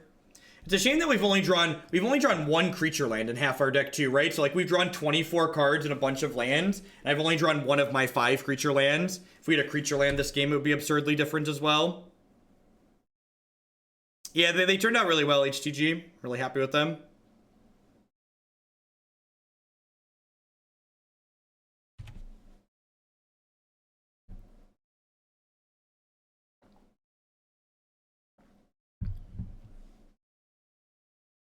There is literally a Wandering Fumarole in my deck.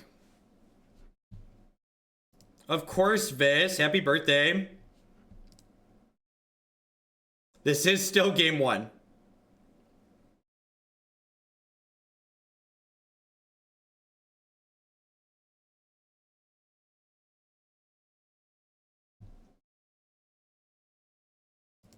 There is a deck list on your screen via the Stream Decker widget. If you're on mobile or somewhere that doesn't have access to the deck list, you can type !deck in chat to get a direct link.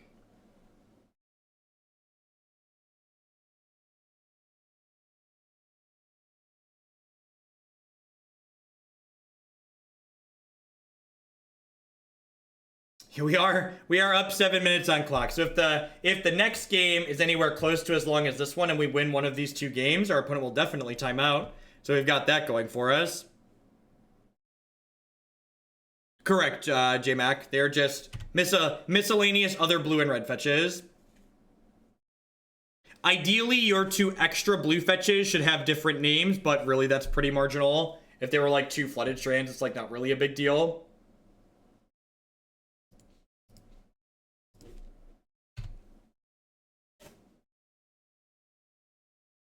And I'm going to make them actually kill me here since they're so far behind on clock. Timing them out's a real strategy with how slowly they're playing. This is game 1.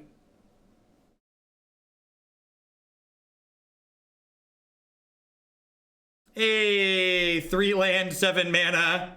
God bless that username. Thank you for the brand new Twitch Prime start there. I appreciate that. Welcome. This game's a great example of why anybody that thinks they can replace Snapcaster Mage with Bishop Briefing needs to really kind of sit and understand why Snapcaster Mage is good. Like, the Snapcaster Mage has dealt 8 points of damage to us. Correct, Darth, right? Like, if it was like, grinding's not good. How about all these cards that grind, Hoagland? No. How about not?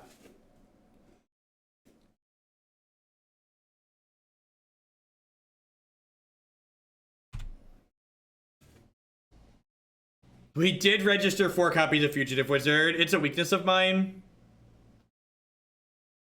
Alright, kill me. God bless. We're 2-1 in this league. I lost to Bant Walls of all things in the 3rd match. Really messed up.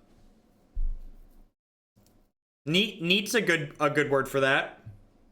I will accept that it is neat. Neat is an apt descriptor.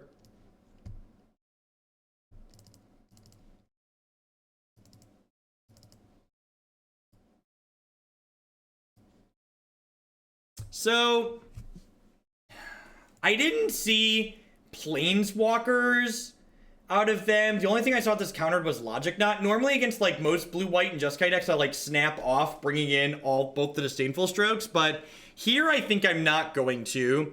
One thing that you'll note, and this is important, is that this is one of the few matches where I trim Wizard's Lightning before I trim Burst Lightning, and the reason for this is because the opponent's deck will generally have Celestial Colonnade in it. Not that we saw them that game, but they're probably hiding in their deck. So being able to get Burst Lightning, I guess it's good against Cryptic too. Yeah, that's fine. We saw Cryptic. Good call. It tags Logic Knot as well. So Burst Lightning being able to kill Colonnade is a big deal, whereas Wizard Lightning falls short of doing that job. This is one of the many matchups where we want Ionize to come in. So we bring in 8 counterspells here, 2 Dispel, 2 Negate, 2 Stroke, 2 Ionize. I think playing Fork Bolt in the main is not good. That's why I don't do it. I think I'd rather have both the instant speed and the ability to kick Burst Lightning for extra reach.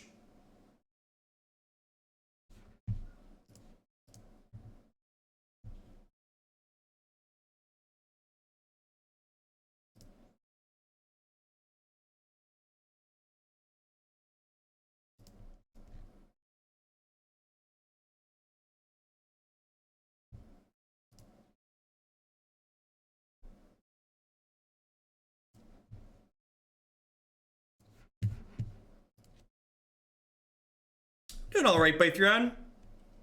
I've run a little bit medium today, but played okay. Had a couple of small mistakes, but not too bad. Seems fine. Not amazing, but fine. Wants a 3rd land at some point. So one of the really nice things about playing Delver of Secrets is that you can keep hands that are light on land with Delver, because Delver guarantees that you're going to draw lands for the next 2 to 3 turns once you put it into play. And then once Delver's drawn you 2 to 3 lands, eventually your opponent kills it thinking that it was going to flip, and then you'll stop drawing lands.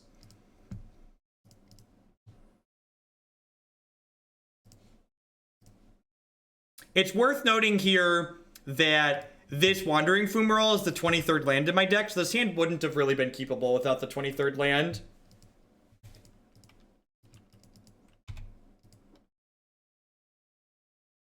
It's like a blue lay the land, chat.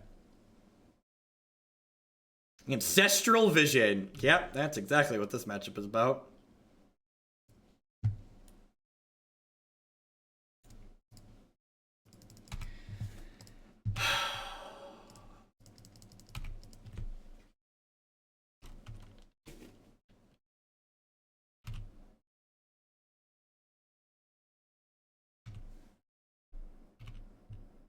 I'm going to bolt their face. They're going to Helix my Delver.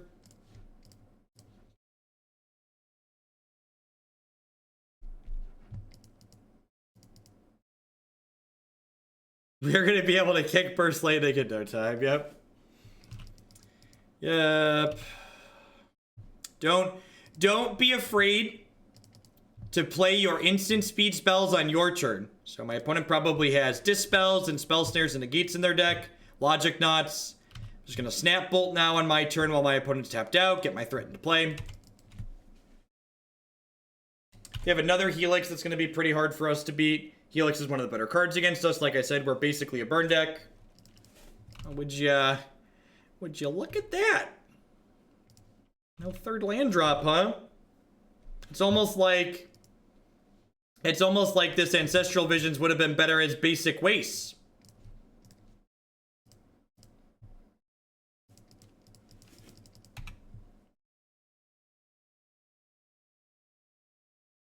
I told you, Delver died, the land stopped. This ain't my first rodeo. I understand how this works.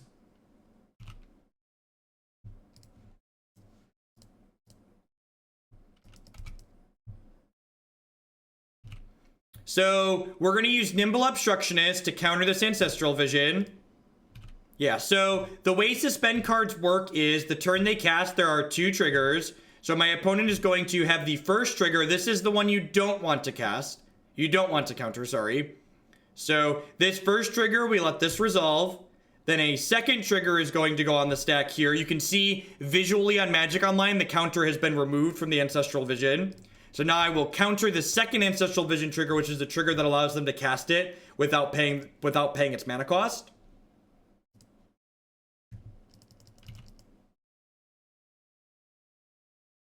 And now the Ancestral Vision remains happily in exile forever and ever. Well, I don't know about happily. Happily is between it and Italia here, but it will remain right there. Right about there, you see. Forever, ever? Forever, ever.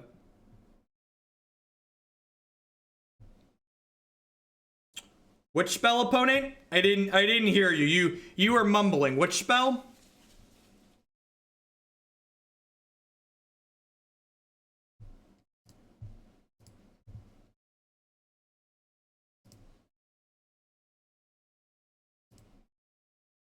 Yeah, that's the one we wanted. That lightning bolt is how the kids say yeet. Is that a yeet bolt? Am I doing that right? Am I fly? Hello, fellow children.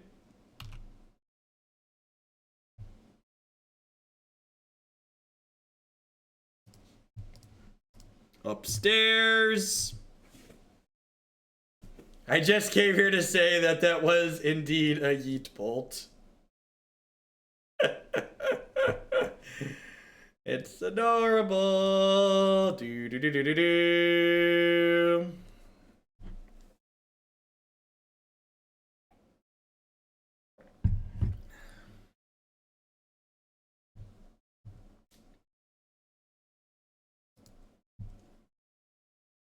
Dispel right here. I'm pretty happy with how we sideboarded. Just gonna go ahead and run it back. Hopefully the opponent gets to stumble and die again.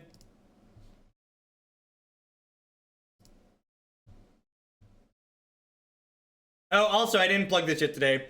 If you want to read about green-black rock in standard green-black rock, be sure to click my link here. I'll post that one in chat. It's all about green-black rock in standard. We also played some with that on stream the other day, so you can find those videos on my YouTube channel. It seems like not exciting, but it's fine.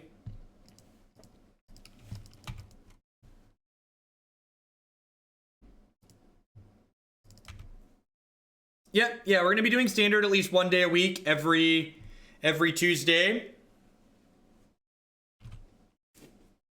Did our first all arena stream for standard yesterday. It was a lot of fun.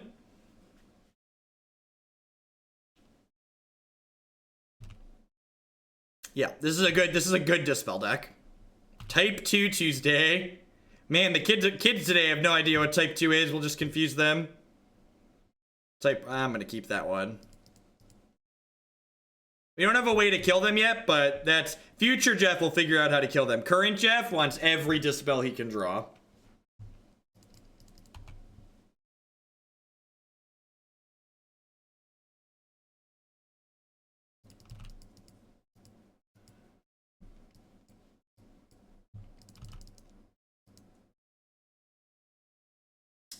We did not play against any green white decks yesterday.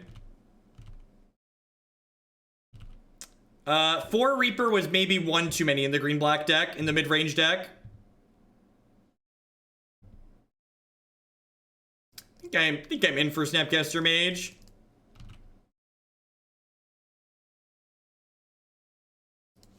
So I'm gonna put this into play tapped, and then I think my plan is to their end of turn next turn, so on their turn 5, our turn 4, we will, so at their end of turn 4, I'm gonna Burst Lightning them for 2. Yeah, maybe this is a snap opt actually. Yeah, I'm just gonna hold on to the burst. So I'm gonna play my 4th land on 4, and then on their end of turn whatever, I'm going to try and snap opt with Dispel up to force my Snapcaster through.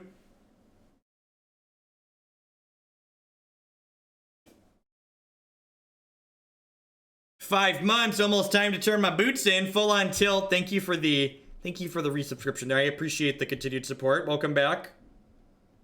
Record so far. We are currently 2-1, and are we down? This is game 3, right? Yeah, we're 2-1 in game 3 of the 4th match.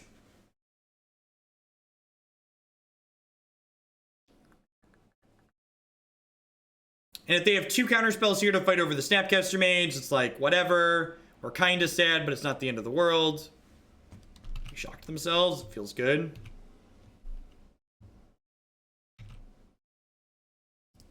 And this game goes long, we could time them out. You're not wrong. And if this even just gets to, like, snap Opt here and, like, eat a Doomblade, like, that's kind of okay with us, right? Because, like, my cantrip ate a Doomblade. Although, honestly, I'm probably going to Dispel here. I would prefer not to draw land.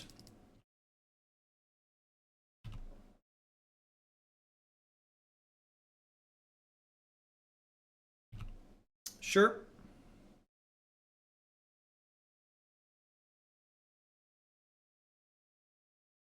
I'm going to go ahead and Burst Lightning this in response to this trigger.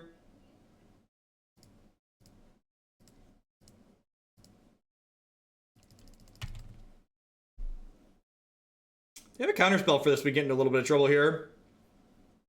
We don't draw another way to kill this Vendilion Clique.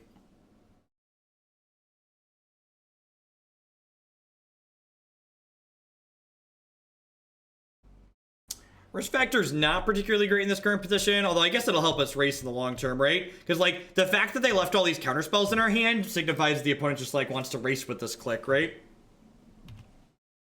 Thump! Thank you for the 6-month resubscription there. I appreciate that. Thanks for the half a year and welcome back. Appreciate the continued support.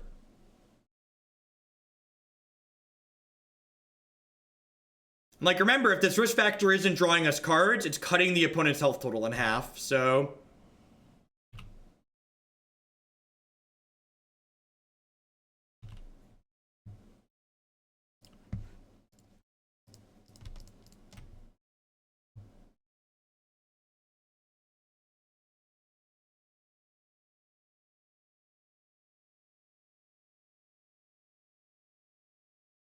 Yeah, I played the Warhammer thing a good bit on my tablet.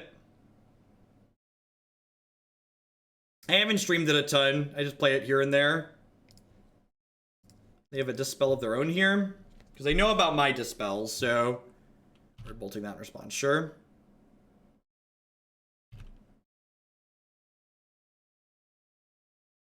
I assume they're just taking their lump here.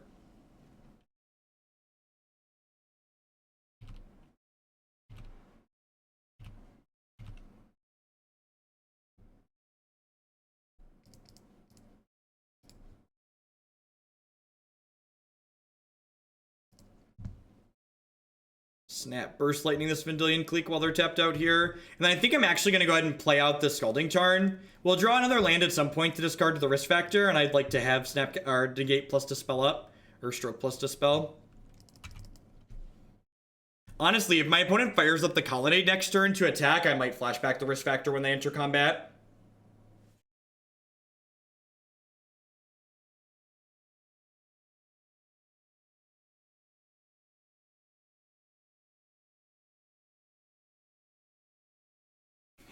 He's dead, Jim. You got him. They're down to 1 card here.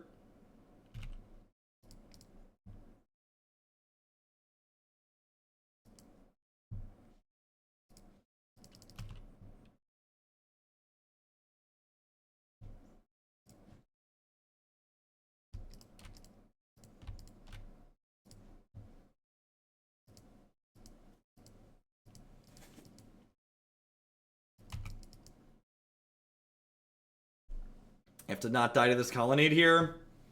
I have 2 Burst Lightnings left in my deck. Really need to draw a threat. I assume we're just animating here. Yep. Yeah, we're dead in 4 to this. Another Risk Factor is a great draw. Burst Lightning also a good draw.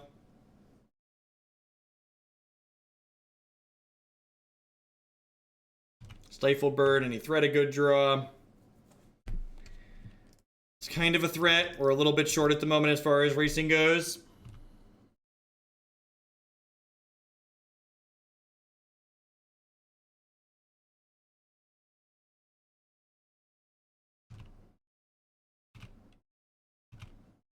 I mean, the Mutavault's better than, like, drawing a blank here or another counterspell, that's for sure.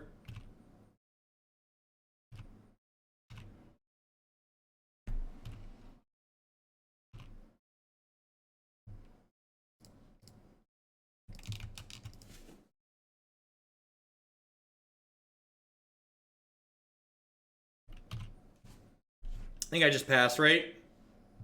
This, like, screams I have an answer, but I think I just pass.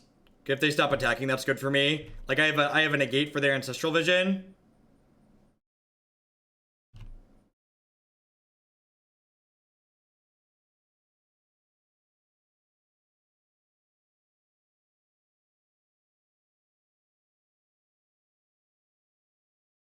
Yeah, we have negate Colonnade hold up to spell. Or, sorry, Burst Lightning Colonnade hold up to spell. I can't let that resolve, which is unfortunate because it means I have to draw a different answer to this this Ancestral Vision.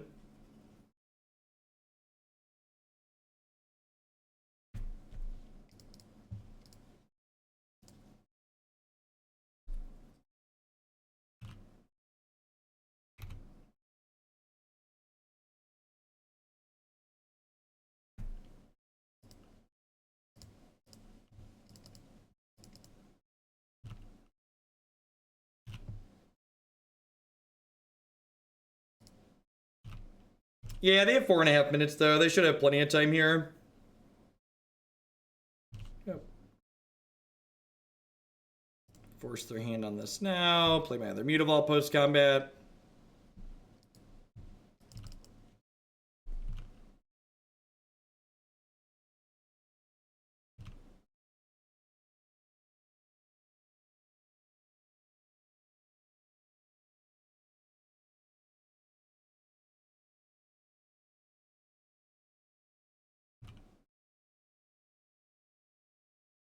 Do I kill the Colonnade or them?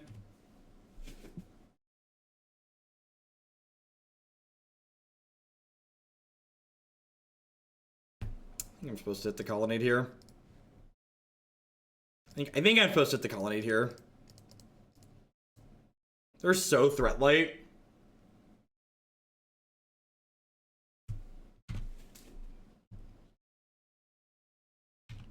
Punished.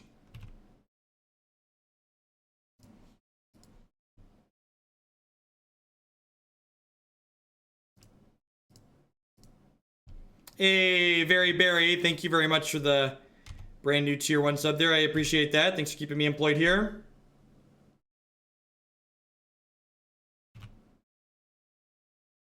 I'm always up 8 minutes on clock. That's the nicest thing about Magic Arena. The way the round timer works on Magic Arena is so amazing. The timer on Magic Online is truly rancid. It's still better than paper to set the bar incredibly low, but it does not feel good. It's just going to be like, fire up Colonnade, hit me for 4, bolt me. They didn't leave up red mana there. That's good for me.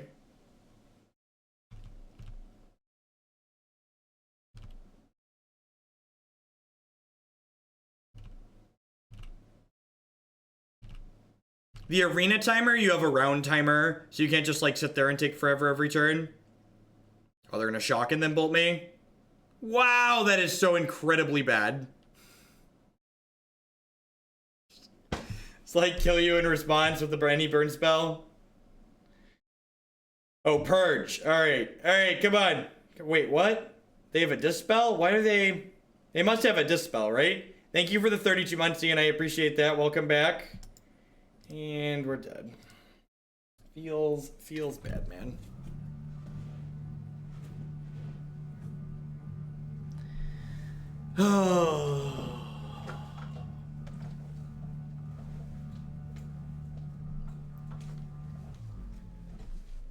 Oh yeah, they knew about the stroke from earlier.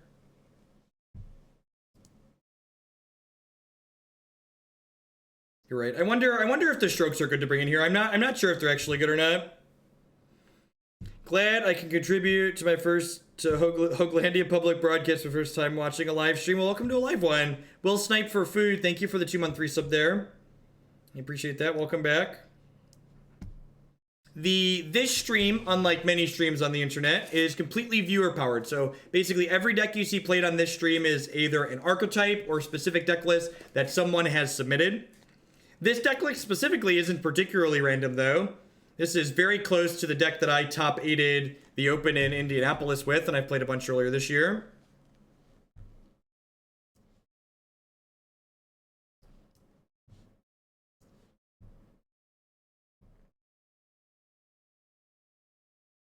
Yep, that's how the cookie crumbles sometimes. And honestly, like, you can sit there and think about the variants, but like, if that stroke had been like a Wizard Lightning, maybe I'm in a better spot there.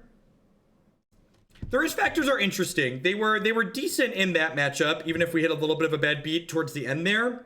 I wonder if like risk factor is like the type of card I've just like wanted in my sideboard to make if it's a type of card I've wanted in my sideboard to make certain matchups better. So Chromatic Sphere does not draw them a card when it's destroyed, so let's go ahead and break that. No, Surgical's a card I haven't really been happy with. We tried him in the board for a hot second. I just wasn't pleased with what they did.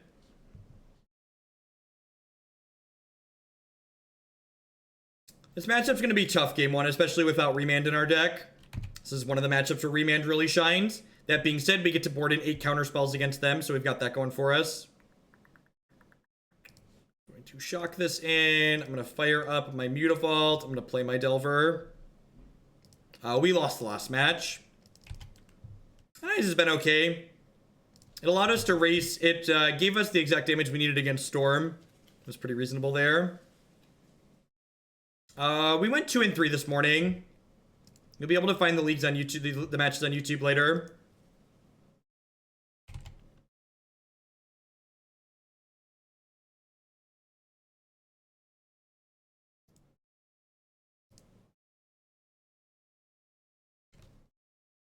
Any amount of deliberate stalling on Arena is definitely less annoying than what happens on Magic Online basically every match. They did give me an Ambush Viper.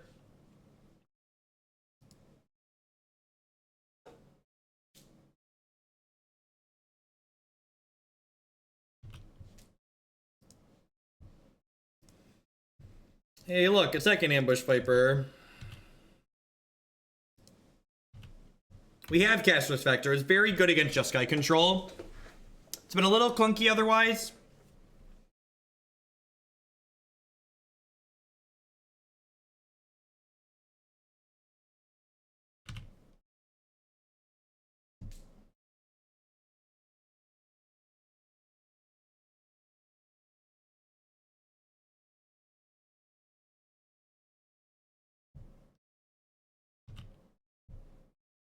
That's... Huh. Interesting. That's interesting.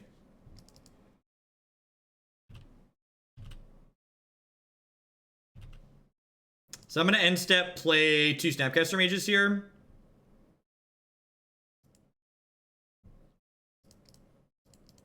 Since they have this relic anyways. No, I don't think there's anything very spooky about that, right? Like we're a deck full of lightning bolts.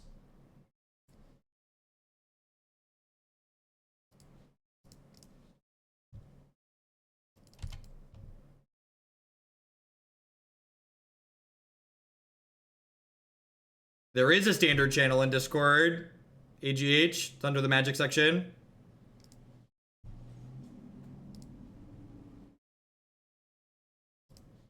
Yeah, we're probably close to 2.5 gigs at this point. This is the 3rd league of the day.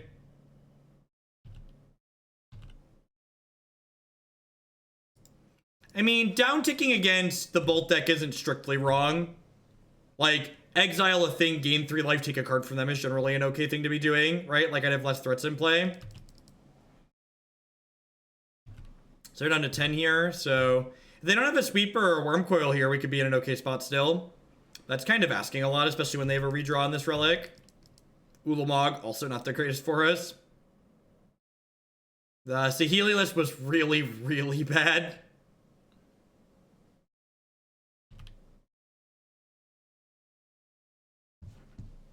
I had hit it for a long time too.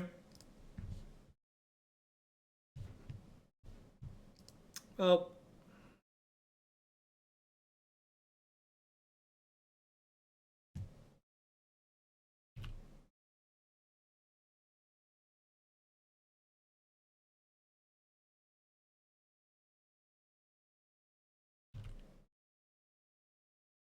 If we draw our second copy of Abrade, we can keep this Wurmcoil from dealing damage to us for a turn and potentially draw Burn to kill them. But pretty likely dead here at this point.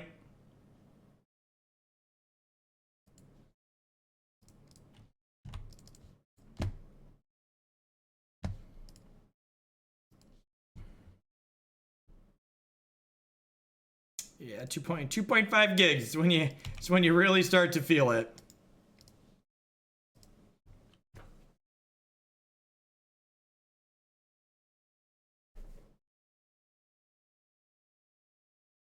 Audio filter? What audio filter, Adam? This is just how my voice sounds.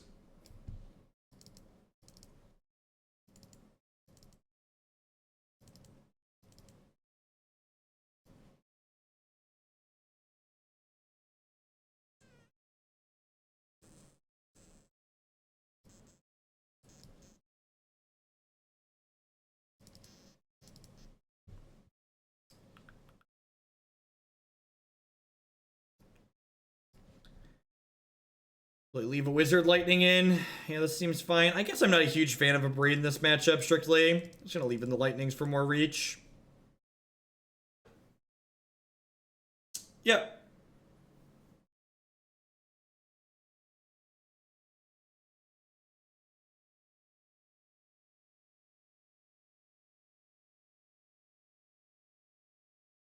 Oh yeah, I have a gate.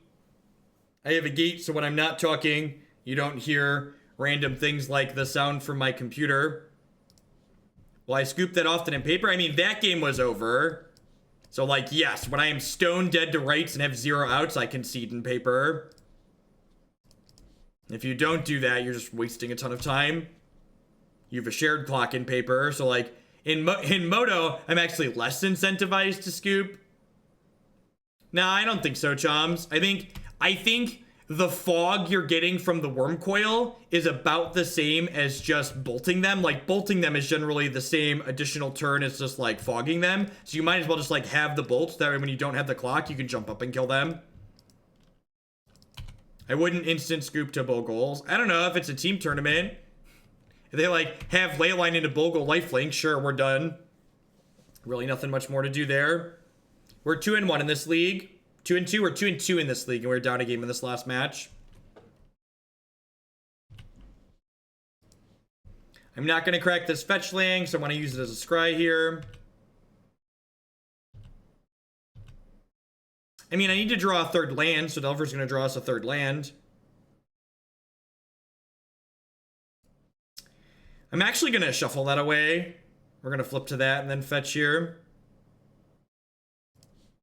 Bogles is like one of the 50 tier 70 or 80 decks in Modern, right? Like, what they play isn't really stock. Like, there isn't really a commonly accepted one list. There isn't one true list. Look, all I'm gonna say is there's no really good proof that a shuffle bug exists on Magic Online, but we can only assume that the shuffler code has been written with the same pristine quality as the rest of this application.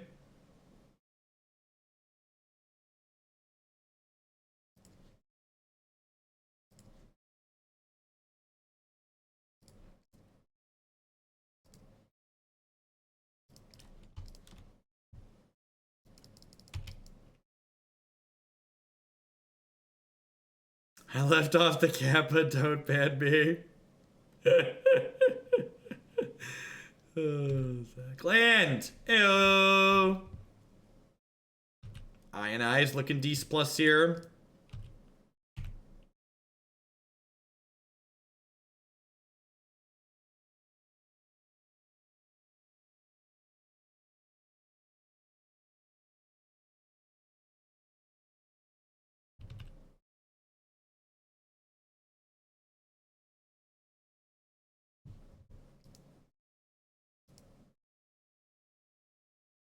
Spatial Contortion. Rude. So they have 8 mana here, right? 6. So I get to do this. They get to spatial my Delver, and then they're dead to Bolt Wizard's Lightning next turn. Because this is putting them to 9, and then Bolt Wizard's Lightning plus this kills them.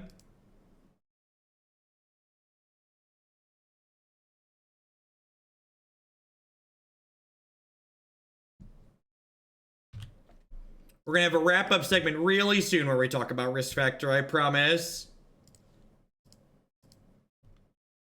Alright.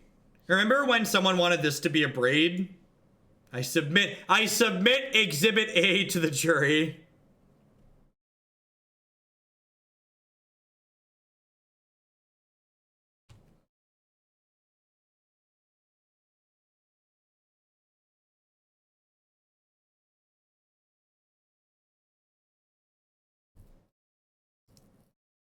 Opinion on 12 bolt. This is 12 bolt. This is a bolt. I don't know. I think that deck's worse than this one. I prefer Snapcaster Mage with my 12 bolts.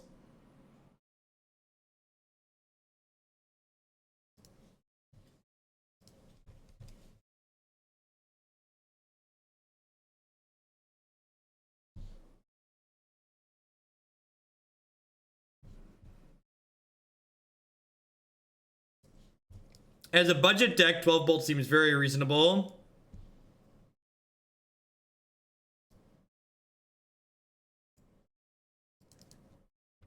I think Ionize is fine. Whoa! They didn't play a Tron land on one.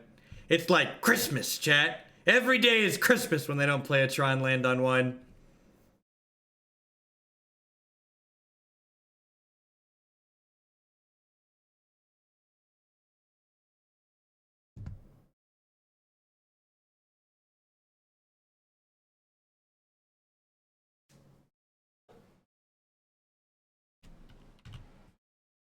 Ooh, that's a good one. So we're gonna Delver here on turn 2.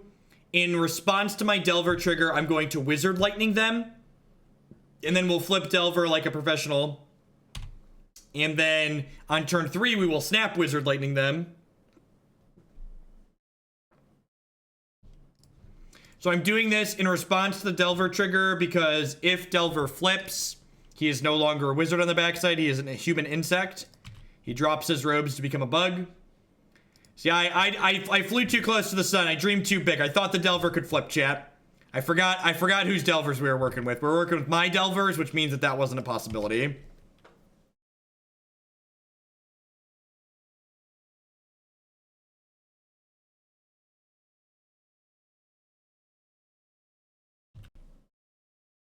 Yep.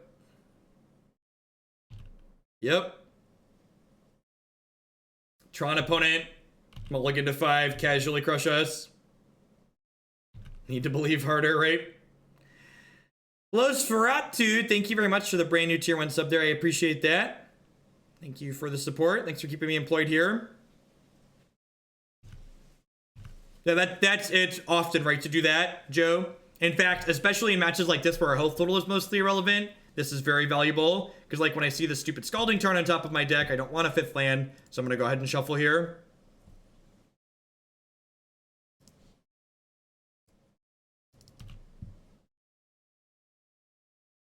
There. Get a little bit of reach in our life.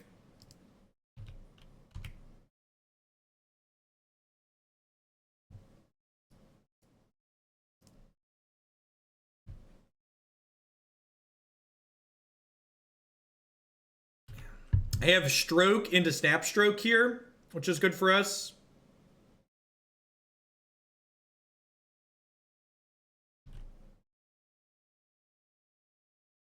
If they don't play something to Stroke this turn, I'm probably going to Snap Wizard Lightning them. Thragtusk is one of the reasons why I've seen people cut Disdainful Stroke from the sideboard for more rejections to make this matchup better. This card is one of the reasons why I think you definitely want a split of them. You'll notice I'm up to 2 rejections in the sideboard, but I think you don't want more than that and you want more strokes. We are not playing Mission Briefing and Jeskai thing. I don't think that's very good in that deck.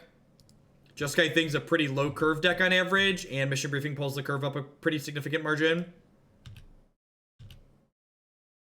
So reason we isn't Wizard Lightning there. I don't think I have a good reason.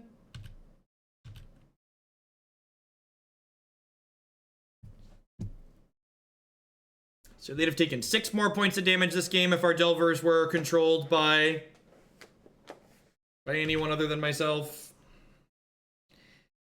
I don't think I'm birding this expedition map at this point.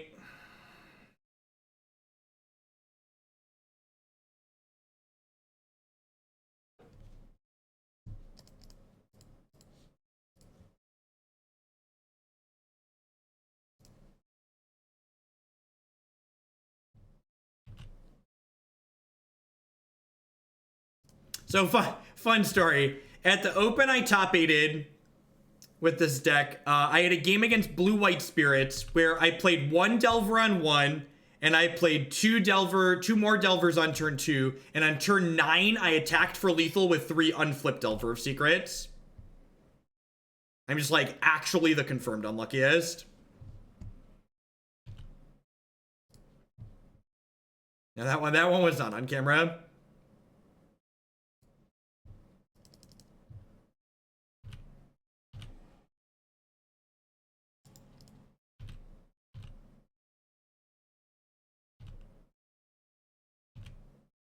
So they'd be dead right now if my Delver had flipped at any reasonable point.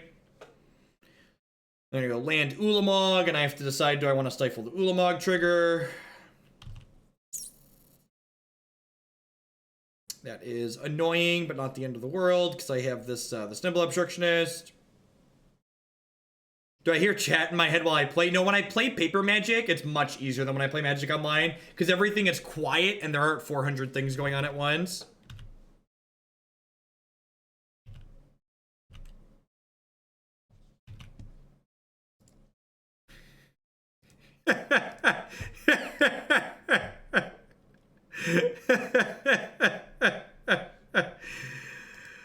Oh, I have to laugh because if I didn't, I'd cry. Let's fire this up.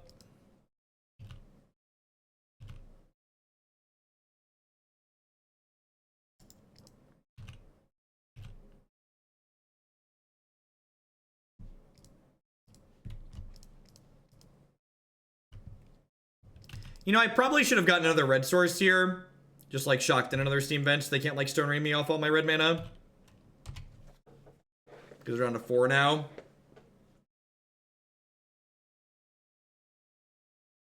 Paper Magic is mentally quiet for me. So like obviously the tournament halls tend to have a lot of people in them, so they can be loud in that respect. But as far as like sitting here playing Magic goes, they're very quiet. As far as like distractions and busyness goes. Come on.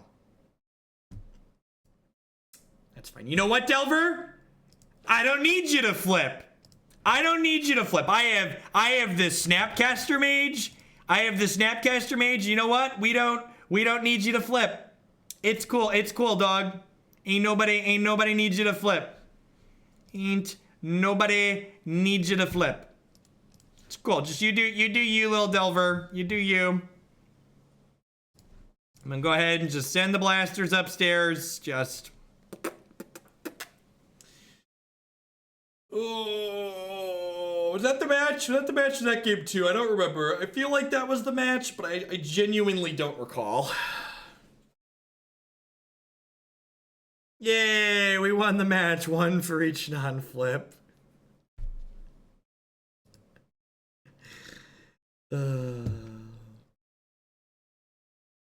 So, risk factor. I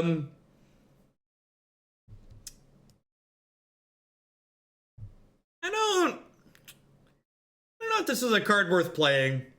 I feel like, let me rephrase. I feel like if this is a card that I want, I might prefer it be in my sideboard rather than being a card that I'm playing in my main deck. So I think that might be the case. Like, risk factor was very good against Jeskai, even though we flooded out a little bit and ended up not winning. winning the match. I think this card was pretty reasonable there, like turning our lands into additional resources. Ionize out of the sideboard kind of impressed me. This is a card that I didn't have very high expectations for, but it felt very reasonable. And like maybe I just like want this card in my main deck as like something I'm interested in doing, because like, you know, like I say a lot when we play this deck, we're a burn deck, right? So maybe this is just something I'm interested in having happen here. I could see that being the case. Just like bring the Ionize in, and then I kind of missed my spell snares. I think that card's really good in a lot of spots. So maybe I just like forego the remands and do something like this. Just like go back down to 22 land since I'm cutting the risk factors. Like do something like this, like 2 snare, 2 Ionize in the main deck. It's counter spells. I think it might be better than remand. I like that Ionize gives us a different angle of attack rather than Electrolyze. So maybe I'd try something like this. I don't think I'm going to update the website. Like the list on the website has an Ionize in the sideboard, I believe, because it's definitely good there. There's a chance that this is too much mana for a main deck effect, but I was impressed with it in that league, and I think I would definitely play more games with it before writing it off. Yeah, the 2 points from Ionize were relevant in a number of spots. I think Abrade is great. I think it's okay. Here's a challenge for you. What deck in Modern either doesn't have things that die to 3 damage and doesn't have artifacts? So like find me decks that meet that criteria, and you're really not going to find many of them, right? That's how that works. All right, so what do we got? We got Jeskai Thing Ascension next. Colony decks have Snapcaster Mages. Ad Nauseam cares about Shatter. The list of popular decks is not, there are a